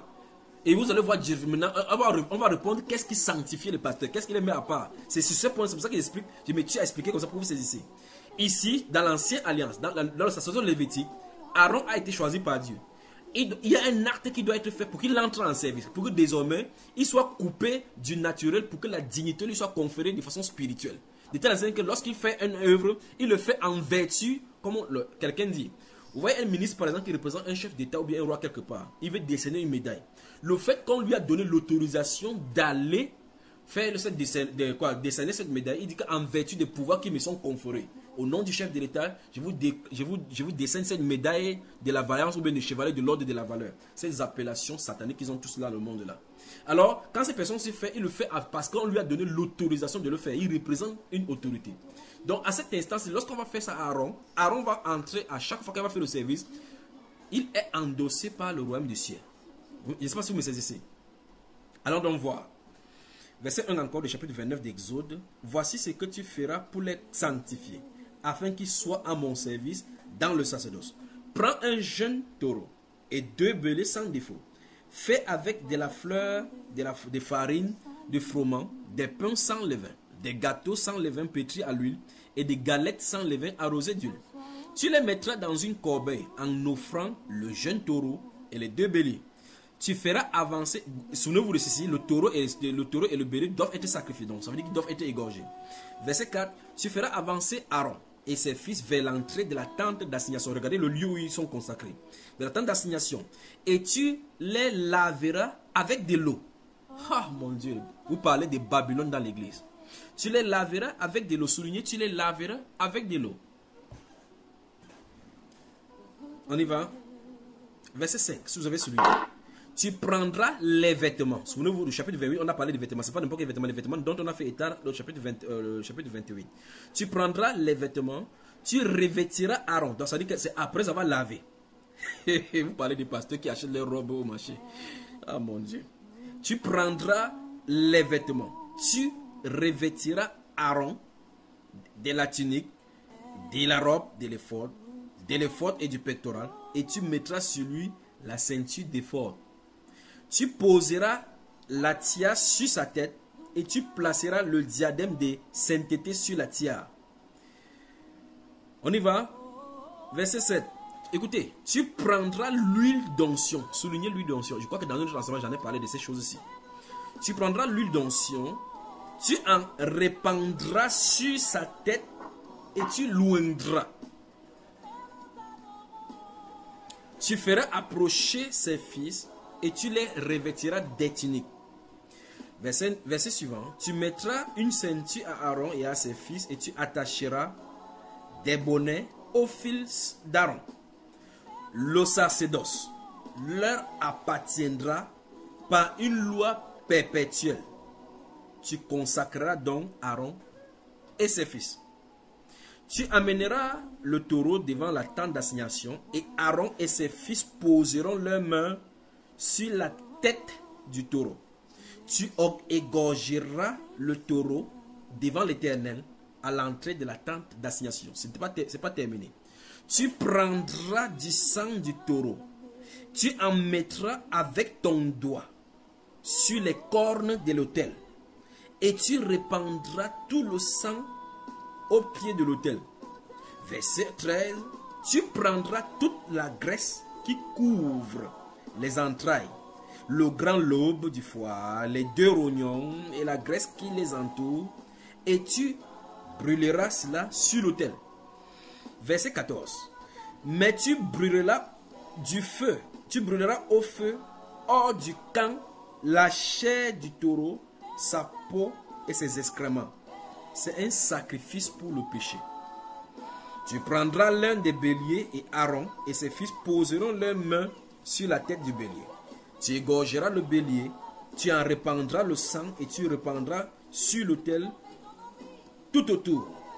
Tu couperas le bélier par morceaux et tu laveras les entrailles et les jambes que tu mettras sur les morceaux et sur sa tête, sur sa tête. Tu brûleras tout le bélier sur l'autel. C'est un holocauste à l'Éternel. C'est un sacrifice consumé par le feu. La Bible dit d'une agréable odeur à l'Éternel. Permettez-moi, lorsqu'on va vous rencontrer physiquement, on pourra prendre, si quelqu'un vient à ce style de rendez-vous, je suis en train de parler là, vous vous asseyez là-bas. Si vous êtes marié et que votre mari est païen, ne venez pas parce que je vais enseigner peut-être du matin jusqu'à l'autre matin. Si votre mari décide que sa chair est faible et que l'esprit est disposé, il ne peut pas se tenir, ne venez pas. Parce que ces choses-ci, il faut qu'on... Vous voyez comment il lit doucement. Il faut qu'on explique toutes ces choses-ci. La Bible déclare que offrez vous-même votre corps comme un sacrifice vivant. saint, agréable à Dieu. Et puis, ils ont parlé ici que ce sacrifice est un sacrifice d'agréable à Dieu. Donc, vous voyez effectivement que même la mort de cet taureau-là signifiait que la mort de notre vie à la vie du péché. Et vivant maintenant une vie sainte maintenant pour le Seigneur. On va y revenir. Permettez-moi seulement. Verset 19. Tu prendras l'autre bélier et Aaron et ses fils poseront leurs mains sur la tête du bélier. Tu égorgeras le bélier, tu prendras de son sang, tu en mettras sur le lobe de l'oreille droite d'Aaron. Tu vas prendre le sang et puis va mettre sur le lobe de l'oreille d'Aaron et sur le lobe de l'oreille droite de ses fils, sur le pouce de leur main droite. Le pouce, quand vous avez fait le comprimé depuis longtemps là, j'espère qu'on n'a pas oublié ce qu'on appelle le pouce, l'index, le majeur, tout ça. Le pouce, c'est ça, le pouce de leur main droite et sur le gros orteil de leur pied droit. Remarquez très bien comment Dieu entre dans les détails. On ne doit pas mettre, tu dis que non. Maintenant, je pose la question. Et donc, et si quelqu'un n'avait pas l'orteil droit ou bien qu'il avait les pouces coupés, vous faites comment? Si son pouce droit est coupé. C'est pour ça que Dieu avait dit que les gens qui sont sains avec défaut ne doivent pas entrer dans le service de Dieu. Parce que si tu allais travailler les machines là-bas et que ton doigt droit a été coupé, tu ne pourras pas être consacré à ces services-là. Parce qu'il faut qu'on mette. Vous n'allez pas dire que non, l'homme c'est très fort. Et il est entré dans notre école, il est brillant, il peut bien expliquer la loi de Dieu. Bon, comme on avait dit qu'on met sur le pouce droit et qu'il n'a pas de pouce droit, mettons sur le pouce gauche. C'est pas toi qui décides, c'est Dieu qui a dit. Tout, c'est l'oreille droit, le pouce droit, le gros orteil droit. Vous me suivez, bien aimé? Voilà. Maintenant. La Bible continue en disant, verset 21, tu prendras du sang qui sera sur l'autel et de l'huile d'onction et tu en feras l'aspersion sur Aaron et sur ses vêtements, sur ses fils et sur leurs vêtements. Écoutez bien maintenant, écoutez comment ça conclut ici. Ainsi seront consacrés Aaron et ses vêtements, ses fils et leurs vêtements. Fin de citation. Voilà donc la cérémonie de consécration d'après les Saintes Écritures. Maintenant, je vous lance le défi de trouver un pasteur qui a été consacré comme ça. Trouvez-moi un.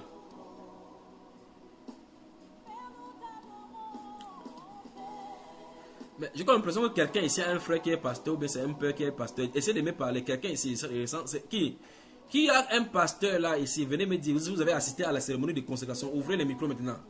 Vous aimez me poser des questions, c'est moi qui vous pose des questions maintenant avant d'arriver. Il n'y a pas haut, il n'y a pas près. Non, ça te tape pas, ton ami c'est Makoso, il ne parle même pas de toi, donc il n'y a pas quoi.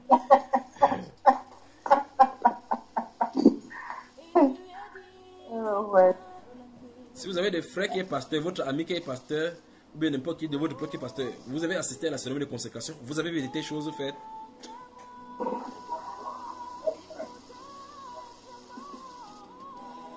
Donc vous voyez, vous ne voulez pas me répondre, vous cachez votre frère, vous ne voulez pas que quand il vous entende, que tu allais me vendre là-bas.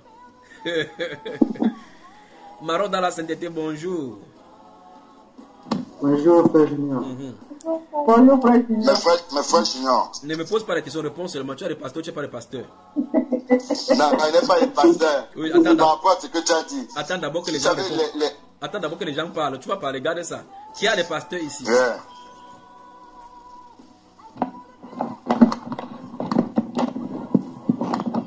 Moi, je suis des prêtres. Des prêtres. Mais c'est la même chose, nos pasteurs prêtres, c'est la même chose.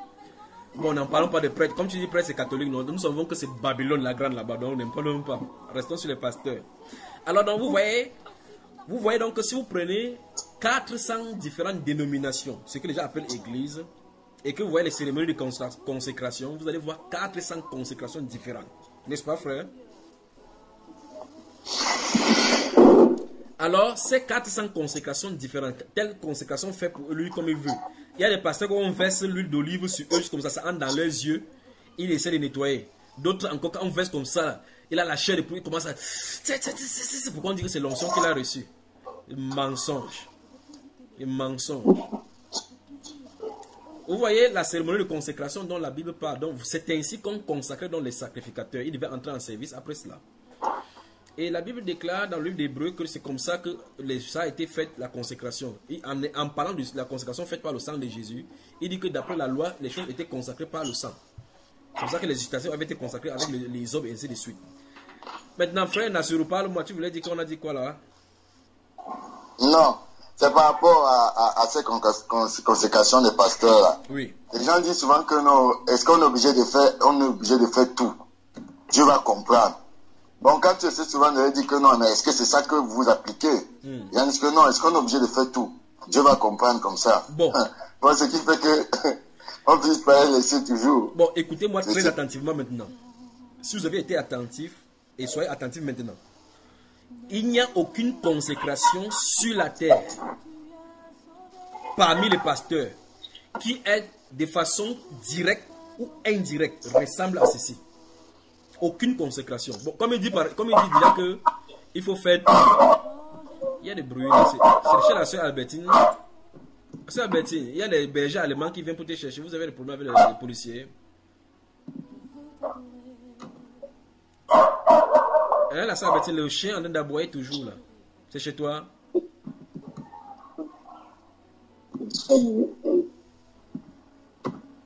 Oui, là, c'est clair. Ne me dis pas qu'il y a des chiens chez les Marocains.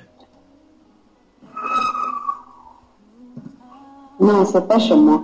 C'est chez la soeur Albertine. Jusqu'à là, son micro n'est toujours pas fermé.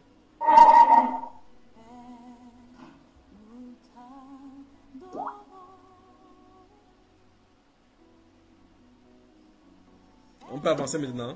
Alors, souvenez-vous de ce que Son a dit. Aucune cérémonie de consécration, comme le frère Nassoura de dire qu'ils ne sont pas obligés de faire tout. Ils ne font d'abord rien qui regarde à cela. Parce que de tout ce qu'on a cité là-bas, vous ne verrez jamais aucune de ces choses au milieu de consécration des pasteurs. Pas vrai? Maintenant, autre chose la plus terrible, c'est ceci.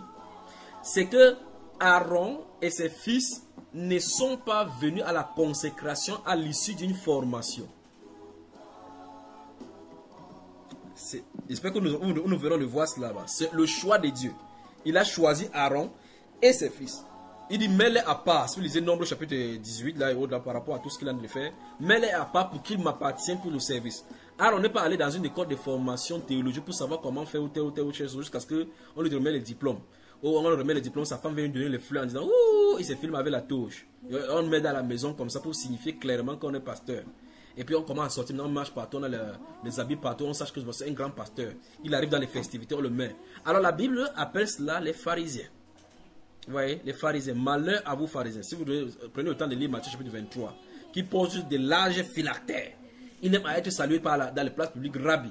Quand ils sont dans les classes VIP, quand vous lui dites que faites la prière sur la nourriture, il te parle de Jéhovah Sabaoth, Jéhovah Shekenu, Jéhovah Nissi, Jéhovah le Gem, Jéhovah le Tout-Puissant, le Dieu, ils envoient le démon de Jéhovah dans la nourriture. Et la Bible déclare, c'est pas moi qui dis ça, la Bible qui dit qu'ils font pour apparence les longues prières. Ils polluent les veuves. Alors donc c'est cela. Oh, maintenant, par rapport à tout ce que nous avons lu, vous avez vu effectivement que la couleur d'émeraude, la couleur des jaspes, la couleur bleue de fil de rétor, ainsi de suite, le fil cramoisi est donnée. Et de telle sorte que si tu voyais un sacrificateur avec sa couleur, tu sais que voici un sacrificateur. Et il ne portait pas ça n'importe où. Dans la Bible, dans le développement, il y avait une chambre où ils s'ornaient, où on gardait toutes ces choses-là dans la maison du trésor. Donc vous voyez effectivement qu'il y avait des chambres d'habillement uniquement pour cela. Donc ils sortaient là-bas dans le sentier, ils ne partaient pas n'importe où. Ils enlevaient ces vêtements pour mettre là-bas. Donc ils ne partaient pas au deuil avec. Vous voyez cela, ce n'était pas pour aller au deuil. Maintenant, vous voyez un prêtre, un pasteur, il voit avec sa soutane comme un moine mexicain. Vous voyez, on fait n'importe quoi aujourd'hui. Ah, que Dieu nous vienne en aide. Chez les protestants, mais vous allez voir des franges de protestants qui portent le bleu, l'autre porte le rouge, l'autre porte le noir, l'autre porte le blanc. Vous voulez poser la question, ok, mais c'est vous qui portez le blanc, ça sort dans la Bible. L'Église catholique a fait aussi le blanc, pourquoi on dit que le blanc symbolise la sainteté. Ce n'est pas le blanc qui symbolise la sainteté, d'après ce qu'on a dit de voir là-bas. C'est le fil bleu cramoisi. Vous devez être sanctifié au travers du cramoisi. Le cramoisi, c'est la couleur du sang, pour montrer que c'est dès le sang que Dieu te voit. Après, il porte le blanc comme ça, il couche avec les petits enfants. Bande de satanistes. Alors, donc, on voit effectivement que l'apparence de la piété dont fait montre le pape et tous les autres là, ne regardez pas sur le vêtement. Vous allez vous perdre. Ne regardez pas sur le vêtement. Jésus, notre Seigneur, c'est là où nous touchons dans la nouvelle alliance. Quand Jésus, notre Seigneur, qui est le type parfait, même le Melchisedec promu, quand il est venu, remarquez très attentivement que Melchisedec n'est pas présenté avec les habits de la sacrifiture. Vous voyez cela? C'est son œuvre qui montre qu'il est un souverain sacrificateur. Vous voyez? Il n'apporte pas de sang de taureau pour donner. C'est son propre sang qu'il donne. Il est souverain sacrificateur à perpétuité. Vous voyez ça, mes frères? Alors, dans la nouvelle alliance, donc maintenant, je commence à poser des questions. Avez-vous vu le souverain sacrificateur de la nouvelle alliance avec des habits sacerdotaux? Non, frère. Les ministres qui l'accompagnent, parce que Aaron ici a ses fils qui devaient le seconder. Les ministres qui l'accompagnent dans le sacerdoce, il parle du sacrificateur de la nouvelle alliance. Les ministres qui l'accompagnent ont-ils des vêtements spéciaux? Non plus. Alors on voit dans les consécrations. On peut y aller? Amen. Jean chapitre 13. Notez Jean chapitre 13.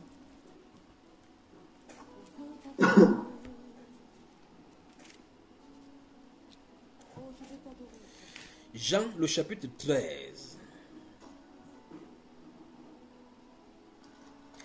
Verset 3 à 8. À 10. Verset 3 à 10. Qui va lire ça? Après on va au chapitre 15.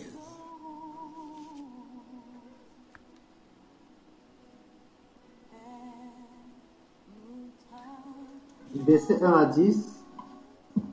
Non, verset 3 à 10. Veuillez écrire automatiquement sur le forum, s'il vous plaît, quand vous entendez.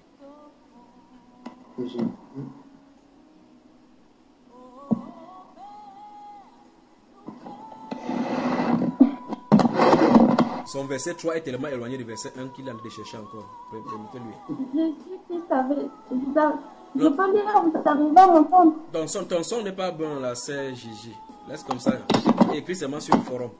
La seule chose qui est bon chez toi, c'est quand tu fais le bruit. C'est là où le son sort bien. Alors, qui va nous lire le Jean chapitre 13, verset 3 à 10. Jésus, qui savait que le Père avait remis toutes choses entre ses mains, qu'il était venu de Dieu et qu'il s'en allait à Dieu, se leva de table, ôta ses vêtements et prit un linge dont il se ceignit. Ensuite, il versa de l'eau dans un bassin et il se mit à laver les pieds des disciples et à essuyer avec le linge dont il était saint. Il vint donc à Simon-Pierre et Pierre lui dit, « Toi, Seigneur, tu me laves les pieds ?» Jésus lui répondit, « Ce que je fais, tu ne le comprends pas maintenant, mais tu le comprendras bientôt. » Pierre lui dit, « Non, jamais tu ne me laveras les pieds. » Jésus lui répondit, « Si je ne te lave, tu n'auras point de part avec moi. » Simon Pierre lui dit, « Seigneur, non seulement les pieds, mais encore les mains et la tête. » Jésus lui dit, « Celui qui est lavé n'a pas besoin, celui qui est lavé n'a besoin que de se laver les pieds pour être entièrement pur. Et vous êtes purs, mais non pas tous. » Amen. Donc vous voyez la cérémonie de consécration. Vous voyez le lavement, n'est-ce pas? Vous voyez le lavement. Maintenant, comment se fait que Jésus a dû leur expliquer qu'ils ont été déjà purifiés? Il manque seulement à terminer avec les pieds. Un peu comme si vous êtes déjà lavé de la journée et que vous voulez aller au lit, votre pied est sale, vous nettoyez tout juste les pieds puis vous allez au lit. Sur le plan physique, c'est cela. Mais le Seigneur nous l'informe ici qu'ils sont tous purs. Ils sont purs, mais non pas tous. Qu'est-ce qui a fait que l'autre ne soit pas purifié? Et la Bible, la suite continue là-bas parce qu'il parle là de celui qui devait livrer, qui savait déjà celui qui devait livrer. Alors il parle de quoi? Alors au chapitre 15, verset 3. Le verset 3 du chapitre 15. Déjà vous êtes purs à cause de la parole que je vous ai annoncée. Donc vous voyez effectivement que ceux-ci ont été purifiés par quoi? La parole. Pas n'importe quelle parole en tout cas. Quelle parole? La parole de vérité. La parole de vérité. Donc le Seigneur Jésus leur a annoncé la parole et ça les a purifiés. Mais pourquoi l'autre qui écoutait la même parole, il n'a pas été purifié? Parce qu'il dit que pas tous. Vous voyez, parce que ça n'a pas pénétré. La sœur Claire, ton micro est ouvert. On y va. Chapitre 15 toujours, qui va nous lire le verset 16.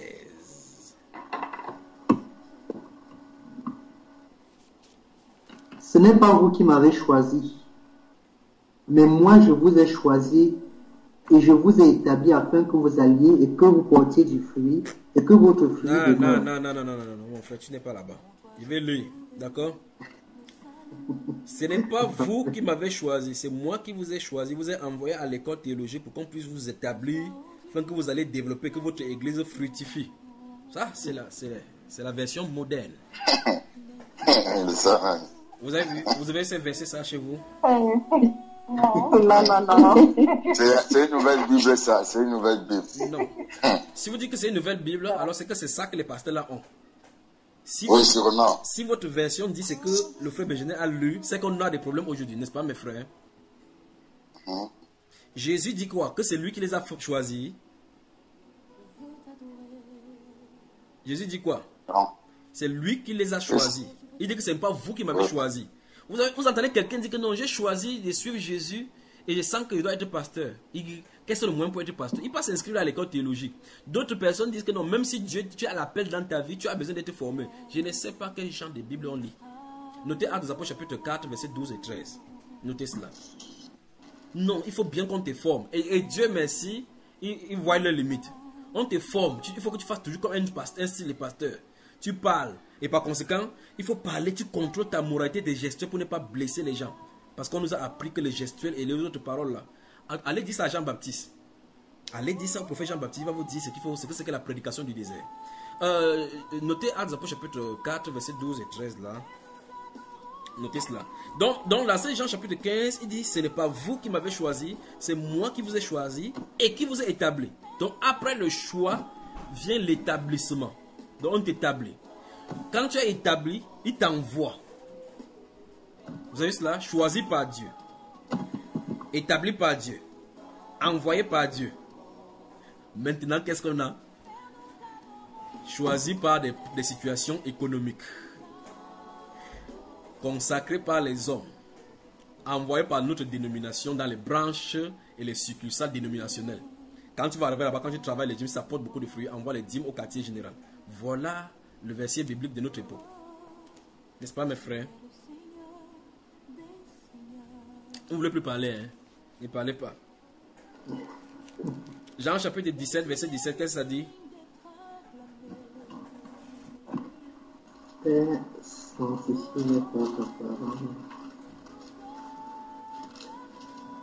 Jean chapitre 17, verset 17. Jean 17, verset 17. Sanctifie-les par ta vérité. Ta parole est la vérité. Donc si la parole de vérité vient vers vous, ça va vous sanctifier de toutes les façons. Vous avez vu cela? Amen, amen. Terminons, on de ce jour, on va revenir là-dessus sur cette sanctification-là. Amen, amen. Terminons dans le livre de 1 Corinthiens chapitre 6.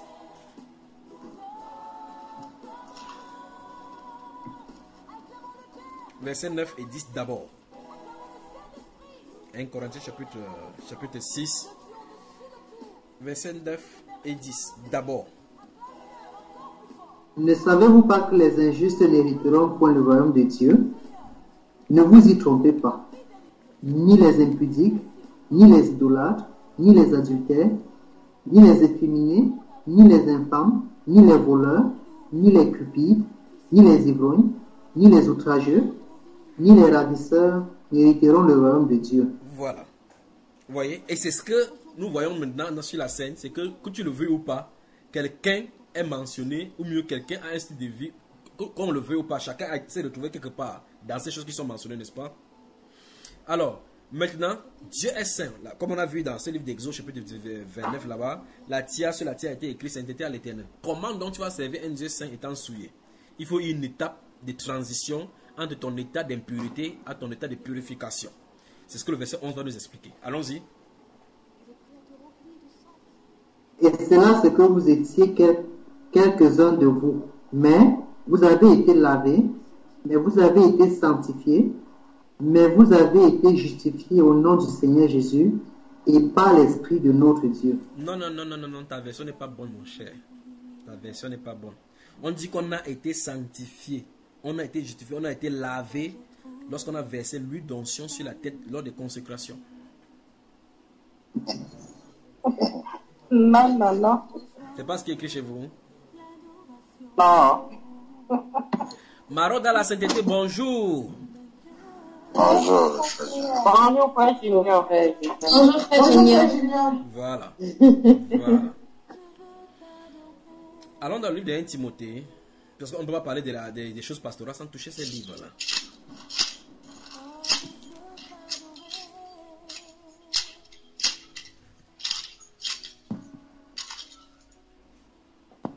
Tout à l'heure, je vous ai donné Actes des Apôtres, chapitre 4, le verset 12 et 13, où l'apôtre Pierre dit: il n'y a de salut en aucun autre, car il n'y a sous le ciel aucun autre nom qui ait été donné parmi les hommes par lequel on a été sauvé. La Bible va déclarer au verset suivant que lorsqu'il vit l'assurance de Pierre et des gens, il était surpris, sachant que c'était les gens de par peuple sans instruction. Mais il parlait avec puissance du Saint-Esprit. Et c'est ceci, je ne sais pas qui a de préparer la nourriture là-bas maintenant. Là. C'est maman Albertine encore. Ce n'est pas maman Albertine. Elle bouge la tête dans la négation. Mais regardez très attentivement. Nous venons de lire dans le livre des... Nous venons de lire dans fermez vos micros s'il vous plaît. Nous venons de lire dans le livre des Jean chapitre 13 comment le Seigneur Jésus-Christ lavait. Il expliquait la purification. Nous avons avancé au chapitre 15, verset 3. On m'a dit que déjà vous êtes tous purs à cause de la parole que vous avez annoncée. Nous avons lu dans le verset... Il y a des bruits. Nous avons lu dans le verset 16 du chapitre 15 que ce n'est pas vous qui m'avez choisi, c'est moi qui vous ai choisi afin que vous ai établi, afin que vous alliez et que vous portiez des fruits et que vos fruits demeurent. Maintenant, au chapitre 17, verset 17, il dit que Père, sanctifie pas ta vérité, ta parole est la vérité. Et au chapitre 6 du 1 Corinthiens, nous avons vu effectivement comment nous étions tous dans la souillure, mais par la consécration venant du Saint-Esprit, par sa fait nettoyage venant de l'Esprit de Dieu, par la parole, il nous a enlevés du monde pour nous mettre à part. Souvenez-vous de ce qu'on a vu là-bas. Avec cet acte-là, il nous a mis à part pour lui. C'est donc pour ça qu'il peut nous appeler saints. Et maintenant, nous voulons annoncer les vertus de Dieu, participer à l'aspersion du sang comme le fit Aaron. Vous y êtes, ça? Amen. 1 Timothée chapitre 3, verset 1 et suivant. J'espère qu'on n'est pas fatigué. Ne vous fatiguez pas aujourd'hui, non?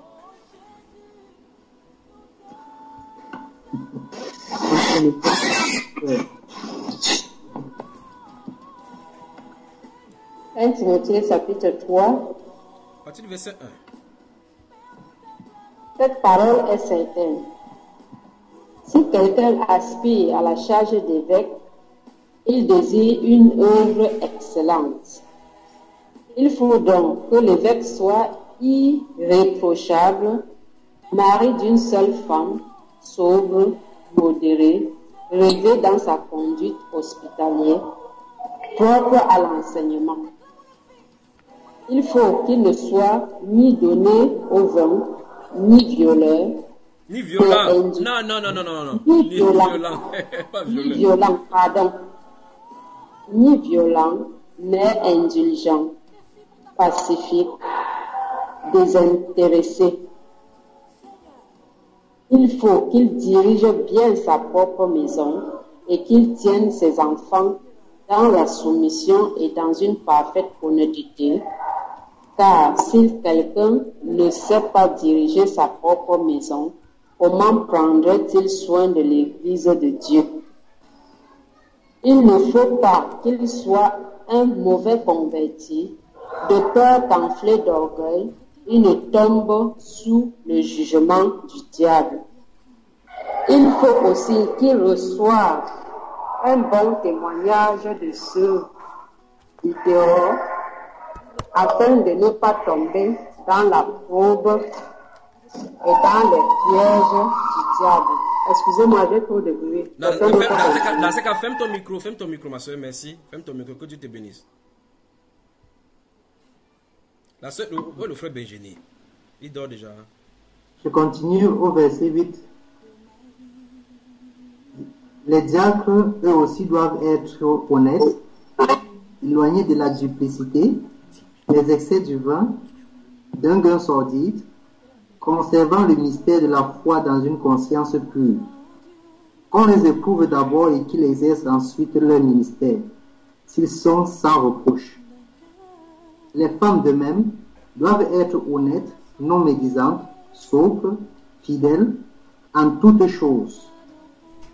Les diacres doivent être maris d'une seule femme et diriger bien leurs enfants et leur propre maison, car ceux qui remplissent convenablement leur ministère s'acquièrent un rang honorable et une grande assurance dans la foi en Jésus-Christ. Voilà, c'est bon mon frère. Dans tout ce que vous allez de voir, dans une des conditions là-bas, vous avez vu, ayant au minimum BPC,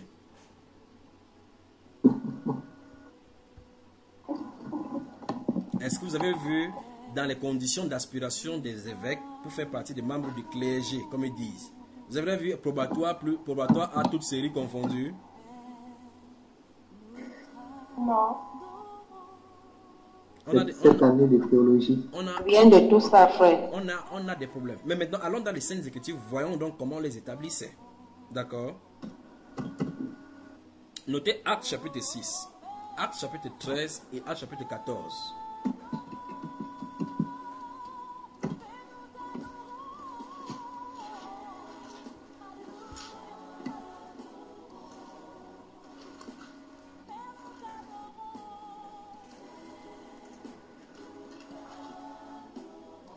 Vous y êtes? Que Dieu vienne en aide à cette génération. Que Dieu vraiment vienne en aide à cette génération.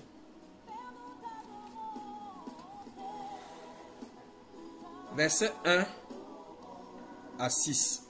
Et puis le chapitre 3, verset 1 à 5. J'espère que vous en avez noté.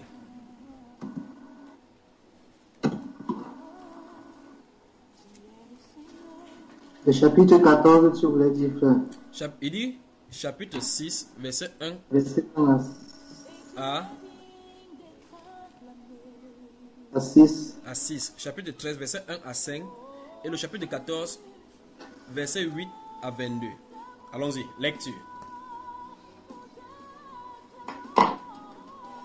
En ce temps-là, le nombre des disciples augmentant, les hellénistes murmuraient contre les Hébreux parce que leurs veuves étaient négligées dans la distribution de ce qui... Pardon, je recommence quoi. En ce temps-là, le nombre des disciples augmentant, les hellénistes murmuraient contre les Hébreux parce que leurs veuves étaient négligées dans la distribution qui se faisait chaque jour. Les 12 convoquaient la multitude des disciples et dirent: il n'est pas convenable que nous laissions la parole de Dieu pour servir aux tables. C'est pourquoi, frères, choisissez parmi vous 7 hommes et qui nous rendent un bon témoignage, qui soient pleins d'Esprit Saint et de sagesse, et que nous chargerons à cet emploi, que nous chargerons de cet emploi. Et nous continuerons à nous appliquer à la prière et au ministère de la parole. Cette proposition plut à toute l'assemblée.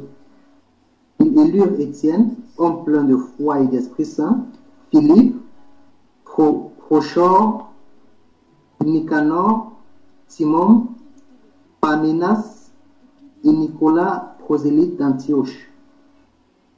Ils les présentèrent aux apôtres qui, après avoir prié, les imposèrent les mains.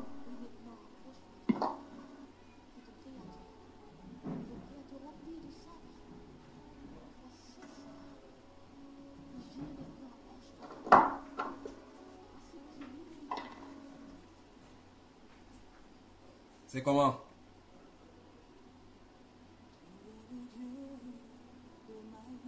Merci, Dieu. C'est ça même. Ça va?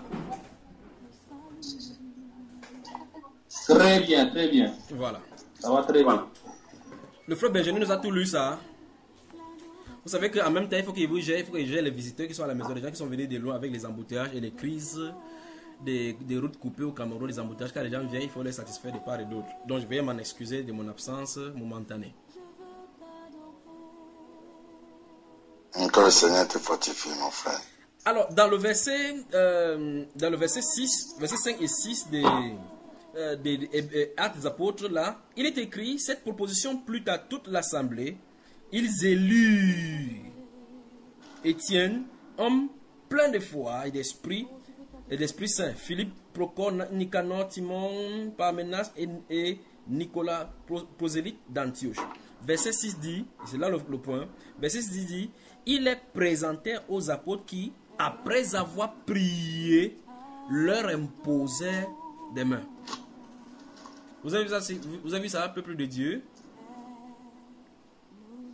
Amen. Au chapitre 14, là, rapidement, au chapitre 14, Le frère Benjamin, il a lu jusqu'où même? Jusqu'au verset 6. Du chapitre 14, hein? Non, du chapitre 6. J'ai lu de 1 à 6. Mais tu n'as pas lu le chapitre 14? Pas encore. Tu étais même où même devant. Pourtant, j'ai donné tout cela. Bon, allons-y. Puisque nous y sommes, lisons rapidement le verset 19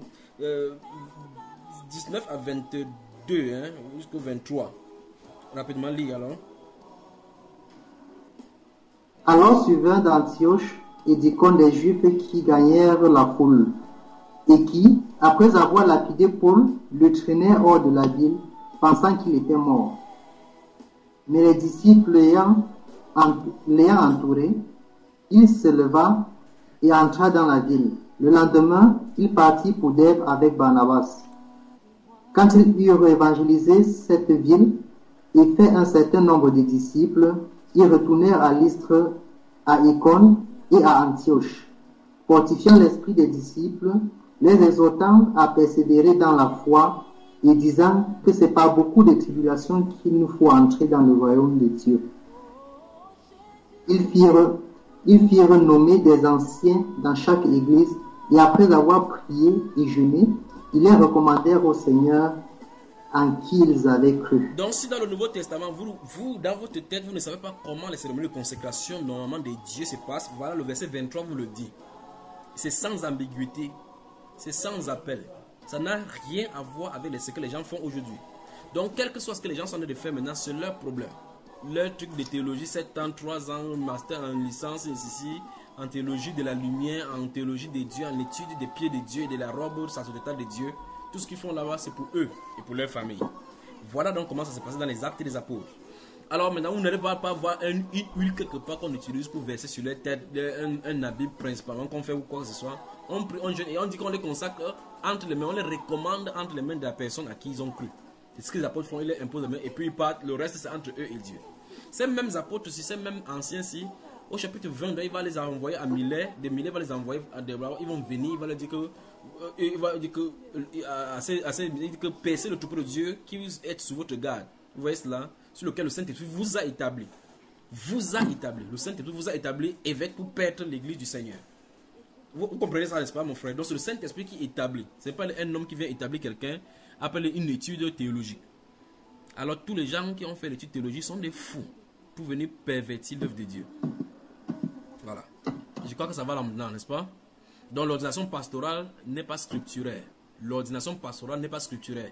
Ça ne ressemble ni au Nouveau Testament, non, ni à l'Ancien Testament, encore moins le Nouveau Testament. Donc si ça ne ressemble ni l'un ni l'autre, et qu'on dit que c'est pour Dieu, alors ce sont des sorciers ambulants. Voilà. Je crois que ça va être clair comme ça. Maintenant, puisque nous parlions des sacerdotes et qu'il y a une question concernant la consécration des enfants, allons donc voir la consécration des enfants. Lisons donc principalement Luc chapitre 2. Un bel exemple là-bas.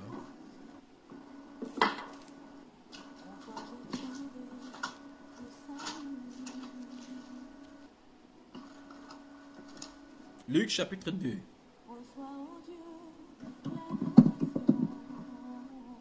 Je vous aime mes frères et sœurs, je vous aime.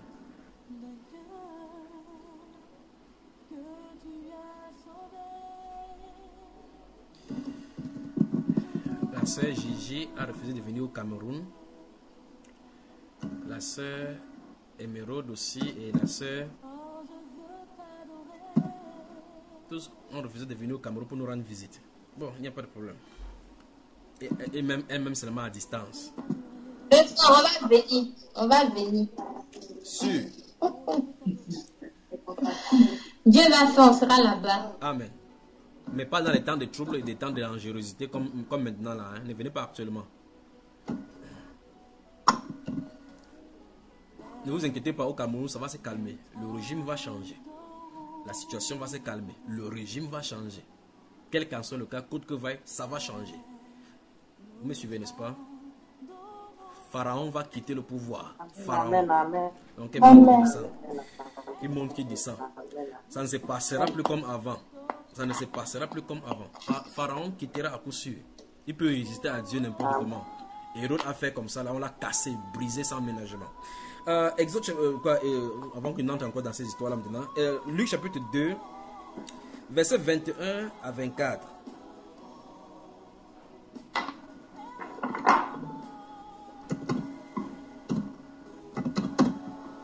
Le huitième jour auquel l'enfant devait être circoncis étant arrivé, on lui donna le nom de Jésus, nom qu'avait indiqué l'ange avant qu'il soit conçu dans le sein de sa mère. Et quand les jours de leur purification furent accomplis, selon la loi de Moïse, Joseph et Marie portèrent à Jérusalem pour le présenter au Seigneur. Suivant ce qui était écrit dans la loi du Seigneur, tout mâle premier-né sera consacré au Seigneur. Et pour offrir en sacrifice 2 tourterelles ou 2 jeunes pigeons, comme cela est inscrit dans la loi du Seigneur. Amen. Le frère Camille, bonjour et bienvenue. Donne fermer le micro pour qu'on finisse ce chapitre ici avant que tu n'entres en scène. Donne fermer le micro. Écoutez très attentivement. Quand vous lisez le livre de Genèse chapitre 17 verset 12 où Dieu a parlé, institué la circoncision. Il a institué la circoncision. Je vous ai dit tout à l'heure là que Dieu parfait ses révélations. Il donne une révélation, il avance en expliquant la révélation au fur et à mesure. Dans Genèse chapitre 17 verset 12, il va donner la loi sur la circoncision. Là-bas, il n'a pas parlé de la présentation de l'enfant au Seigneur. Plus tard dans Lévitique au chapitre 12, non, Exode chapitre 13 verset 2, Nombre chapitre 3 verset 13, chapitre 8 verset 16 et verset 17. Et dans le livre de Lévitique chapitre 12 verset 8, il va mettre tout ceci au clair par rapport à la consécration, par rapport à la présentation et les choses qu'il faut offrir. Les différentes choses qu'on doit offrir lorsqu'on présente l'enfant. Et non seulement cela, il parle du cas où la maman ou bien les parents sont pauvres, c'est qu'il faut offrir. Et c'était le cas ici. Maintenant, le point qu'il veut prendre ici, c'est pour vous montrer, c'est que 1. D'après la Bible, il s'agit des enfants mâles. D'abord, la Bible déclare, et quand le jour de leur purification fut accompli, selon la loi de Moïse. Parce que si vous lisez dans le livre des Nombre et Lévitique, vous allez remarquer effectivement que quand la femme accouchait d'un enfant de mâle, elle avait 33 jours pour se purifier. Si c'était une fille, elle avait 66 jours pour se purifier de ses impurités. Et puis par la suite, maintenant, elle va amener maintenant pour la consécration, pour les offrandes pour le nettoyage. Donc en fait, Jésus-Christ est né sous la loi pour accomplir la loi et pour faire sortir les gens de la loi pour la grâce. Donc vous voyez, n'est-ce pas? Donc il fallait qu'il accomplisse la loi. Maintenant, la Bible déclare qu'il allait à Jérusalem pour le présenter au Seigneur. Suivant, on dit verset 23. Verset 23, suivant ce qui est écrit dans la loi du Seigneur. Dans la loi du Seigneur. Dans la loi, c'est écrit ainsi. Dans la loi du Seigneur, voici, et on cite donc ce qui est écrit dans cette loi-là. Et si vous avez votre Exode chapitre 13, verset 2, là, on dit, tout mâle premier-né sera consacré au Seigneur. Vous avez vu ça? C'est ce qui est écrit. Frères et sœurs, d'où vient-il donc qu'on accouche l'enfant, encore moins qu'il n'y a même pas le temple et les sacrifices à donner? Une fille, on va comme... Non, pasteur, il m'avait présenté les enfants. Le pasteur aussi dit que non, tous les enfants, tous ceux qui veulent présenter les enfants au Seigneur, venez. La femme porte les jumeaux et elle apporte. L'autre porte même l'enfant qu'on a violé, on apporte. L'autre porte toutes les personnes, on apporte. On dit qu'on a de consacrer au Seigneur. Et s'il vous plaît, moyennant 25 000 francs CFA, il y a l'offrande de consécration, de présentation du Seigneur, de l'enfant. Qu'est-ce que tout ceci signifie pour nous? Depuis plus de 2 ans, nous sommes en train de voir ces choses-ci. Qu'est-ce que ceci signifie pour nous? Nous sommes dans la dépravation, dans l'apostasie totale. Mais vous allez remarquer que toutes ces choses sur lesquelles les pasteurs se basent et se cramponnent aujourd'hui, ce sont les choses qui leur donnent de la nourriture dans le ventre. Vous allez remarquer cela. Mais curieusement, si vous prêchez sur la sainteté, sur le péché, ils vont dire que vous n'avez pas là à prêcher les gens, vous êtes là pour juger les gens. Mais si c'est pour l'autre-ci, ils vont parler des offrandes matin, midi, soir. Ils vont parler de la construction de temple. Prendre âgé, dire que vos maisons sont, vous habitez dans vos maisons alors que la maison de l'Éternel est bâtie, est abattue, ainsi de suite, ainsi de suite, ainsi de suite. Allez prendre Salomon, parler qu'il y a Salomon avait amené 120 000 bœufs, on a sacrifié. Devenez de nouveau 120 000 dans chaque enveloppe. Donc le bœuf se convertit maintenant dans l'enveloppe. On a des problèmes. On a des problèmes. Donc la cérémonie de présentation de l'enfant au Seigneur est étrangère au Nouveau Testament. La cérémonie de consécration de l'ordination pastorale est étrangère à la Bible. Pas au Nouveau Testament, à la Bible. Parce que cette cérémonie-là n'est pas faite ni d'après l'ordre d'Aaron, ni d'après l'ordre du Nouveau Testament. Nous avons vu dans le Nouveau Testament ce qui est dit. Dans le livre des Actes des Apôtres, chapitre 14, verset 23, que nous avons lu là, effectivement, il dit après avoir prié et jeûné, il leur recommandait entre les mains du Seigneur en qui ils avaient cru. Vous voyez cela? Au chapitre 17, chapitre 20, verset 17, il dit de Milet, l'apôtre Paul a fait appeler les anciens de l'église, quoi, d'Éphèse. Quand ils vont venir, ils vont dire, vous savez qu'au milieu de vous, je n'ai pas craint publiquement de vous enseigner publiquement dans les maisons. Et puis il va leur parler de cette consécration qui leur a été octroyée par le Saint-Esprit. Il dit que percez le troupeau de Dieu, ce qui est sous votre garde. Il dit que le Saint-Esprit vous a établi évêque. Le Saint-Esprit les a établis. Et nous avons lu dans Jean chapitre 15, verset 16, là que Jésus a dit, ce n'est pas vous qui m'avez choisi, c'est moi qui vous ai choisi, je vous ai établi afin que vous alliez. Pas étonnant donc que dans Actes des Apôtres chapitre 13, remarquez bien l'apôtre Paul, son appel, vous allez voir ces choses ici. Dans Actes des Apôtres chapitre 9, c'est le Seigneur Jésus qui appelle dans le feu, enfin dans le soleil là-bas, appelle l'apôtre Paul au service. Saul, Saul, pourquoi me persécutes-tu? Il dit, je suis Jésus que tu persécutes. Mais au chapitre 13, ils sont en train de jeûner, ils s'ensevelissent dans leur ministère. La Bible déclare, le Saint-Esprit dit, mettez-moi à part Saul et Barnabas pour l'œuvre à laquelle je les ai appelés. Vous voyez, donc c'est le Saint-Esprit qui le fait.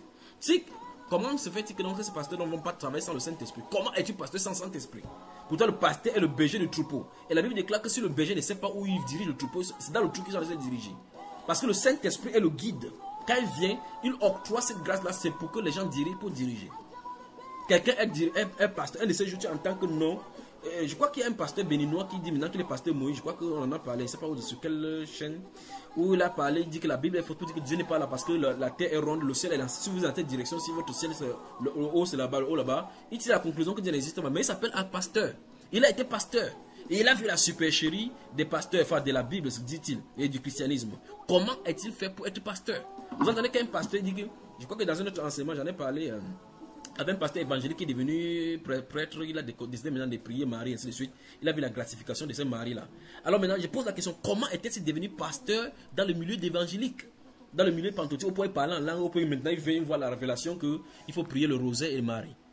Vous voyez qu'on peut être pasteur des hommes et pas pasteur selon Dieu. Pasteur selon les études, mais pas pasteur selon le cœur. Vous voyez ce qu'on en est. Alors, ces problèmes de consécration, ce qu'ils appellent la cérémonie d'ordination, est étranger à la Bible. Si un pasteur nous écoute maintenant, il a cette auge, il n'y a que deux alternatives. Soit il continue dans l'initiation à la sorcellerie, ou bien il prend cela, il brûle, il se recommande entre les mains du Seigneur, il reste tranquille parce que le Seigneur l'appelle. Il n'y a pas quelque chose que tu vas dire, je vais me sanctifier comme ça, je vais aller en formation et plus tard, Dieu va m'appeler, s'il veut m'utiliser. Si Dieu n'a pas commencé avec ton appel, il ne doit pas t'appeler plus tard. Dieu, les dons et les appels sont irrévocables. Ça c'est un. Et puis ces dons et les appels sont prédestinés. Ça suppose que si tu n'es pas appelé dans le plan de Dieu, à être à la charge des conducteurs, tu ne seras jamais là-dedans. Même si tu es fort, même si tu es éloquent comme tu le veux. Ça ne peut pas être comme ça. Parce que personne, la Bible déclare dans Hébreux chapitre 7 qu'on a vu là, chapitre 8 et 9, parlant de la consécration des sacrificatures sur Melchisedec, enfin sur Aaron, il a dit que nul ne s'érige cette dignité. C'est comme le fils d'Aaron. Parce que Dieu a dit, je t'ai fait souverain sacrificateur pour toujours, selon l'ordre de Melchisedec. Et pour Aaron, c'est Dieu qui a choisi Aaron. Aaron ne s'est pas choisi. Ses fils n'ont pas été choisis par eux-mêmes. C'est lui qui a choisi. Il a désigné de la tribu de Lévi comme ceux qui doivent être à son service. Alors si Dieu désigne, c'est parce qu'il a un plan derrière. Quand il a choisi dans la tribu, il donne les tâches à qui il veut parce qu'il y a une tâche pour laquelle il appelle. Maintenant, si vous êtes pasteur par formation et que Dieu ne vous connaît pas, vous allez servir dans le camp du diable, que vous voulez ou pas, même si vous prêchez le nom de Dieu. Voilà. Je crois que j'ai été un peu plus clair comme ça. Alors que Dieu vous bénisse, on prend une pause et on revient dans la troisième partie pour la suite de la question. D'accord mes frères? Pendant ce temps, je dis bonjour à mon frère bien-aimé, notre frère bien-aimé Francis, et au frère Camille qui sont là-bas. Et ils vont vous présenter alors ils sont. Nous sommes dans la sainteté, mais je ne sais pas d'où ceux-ci sont. Le frère Camille est là et avec le frère, notre bien-aimé. Bonjour à vous. Bon, shalom à tout le monde. Shalom à vous. Je reste Mon cœur reste au Canada. Mon cœur reste au Maroc. Donc si maintenant je suis au Canada. Donc frère, si on t'opère maintenant, on n'a pas voir ton cœur en toi. Donc, je matérialise cela en étant visible. Oui. Donc tu as un cœur invisible qui se trouve au Maroc. Je suis mon frère à Montréal, oui. À Saint-Jérôme, oui. Le Kakomba. Une grâce. Quand je vous vois déjà, vous êtes deux réunis comme ça, il dit que ça montre que mon travail peut baisser de ce côté-là. Que Dieu vous bénisse, vous n'avez pas le choix. Ça montre que vous n'avez pas le choix maintenant que de travailler. Que Dieu vous bénisse, que Dieu vous bénisse. Amen, amen. Donc prenons une respiration musicale. Avant que vous ne nous rejoigniez là, nous sommes à près de 3 heures. Vous voyez sur votre écran à l'extrême gauche là, près de 4 heures de temps. Donc, on revient tout, on prend une respiration musicale, d'accord? Ok. Que Dieu vous bénisse. Que Dieu vous bénisse. À tout à l'heure.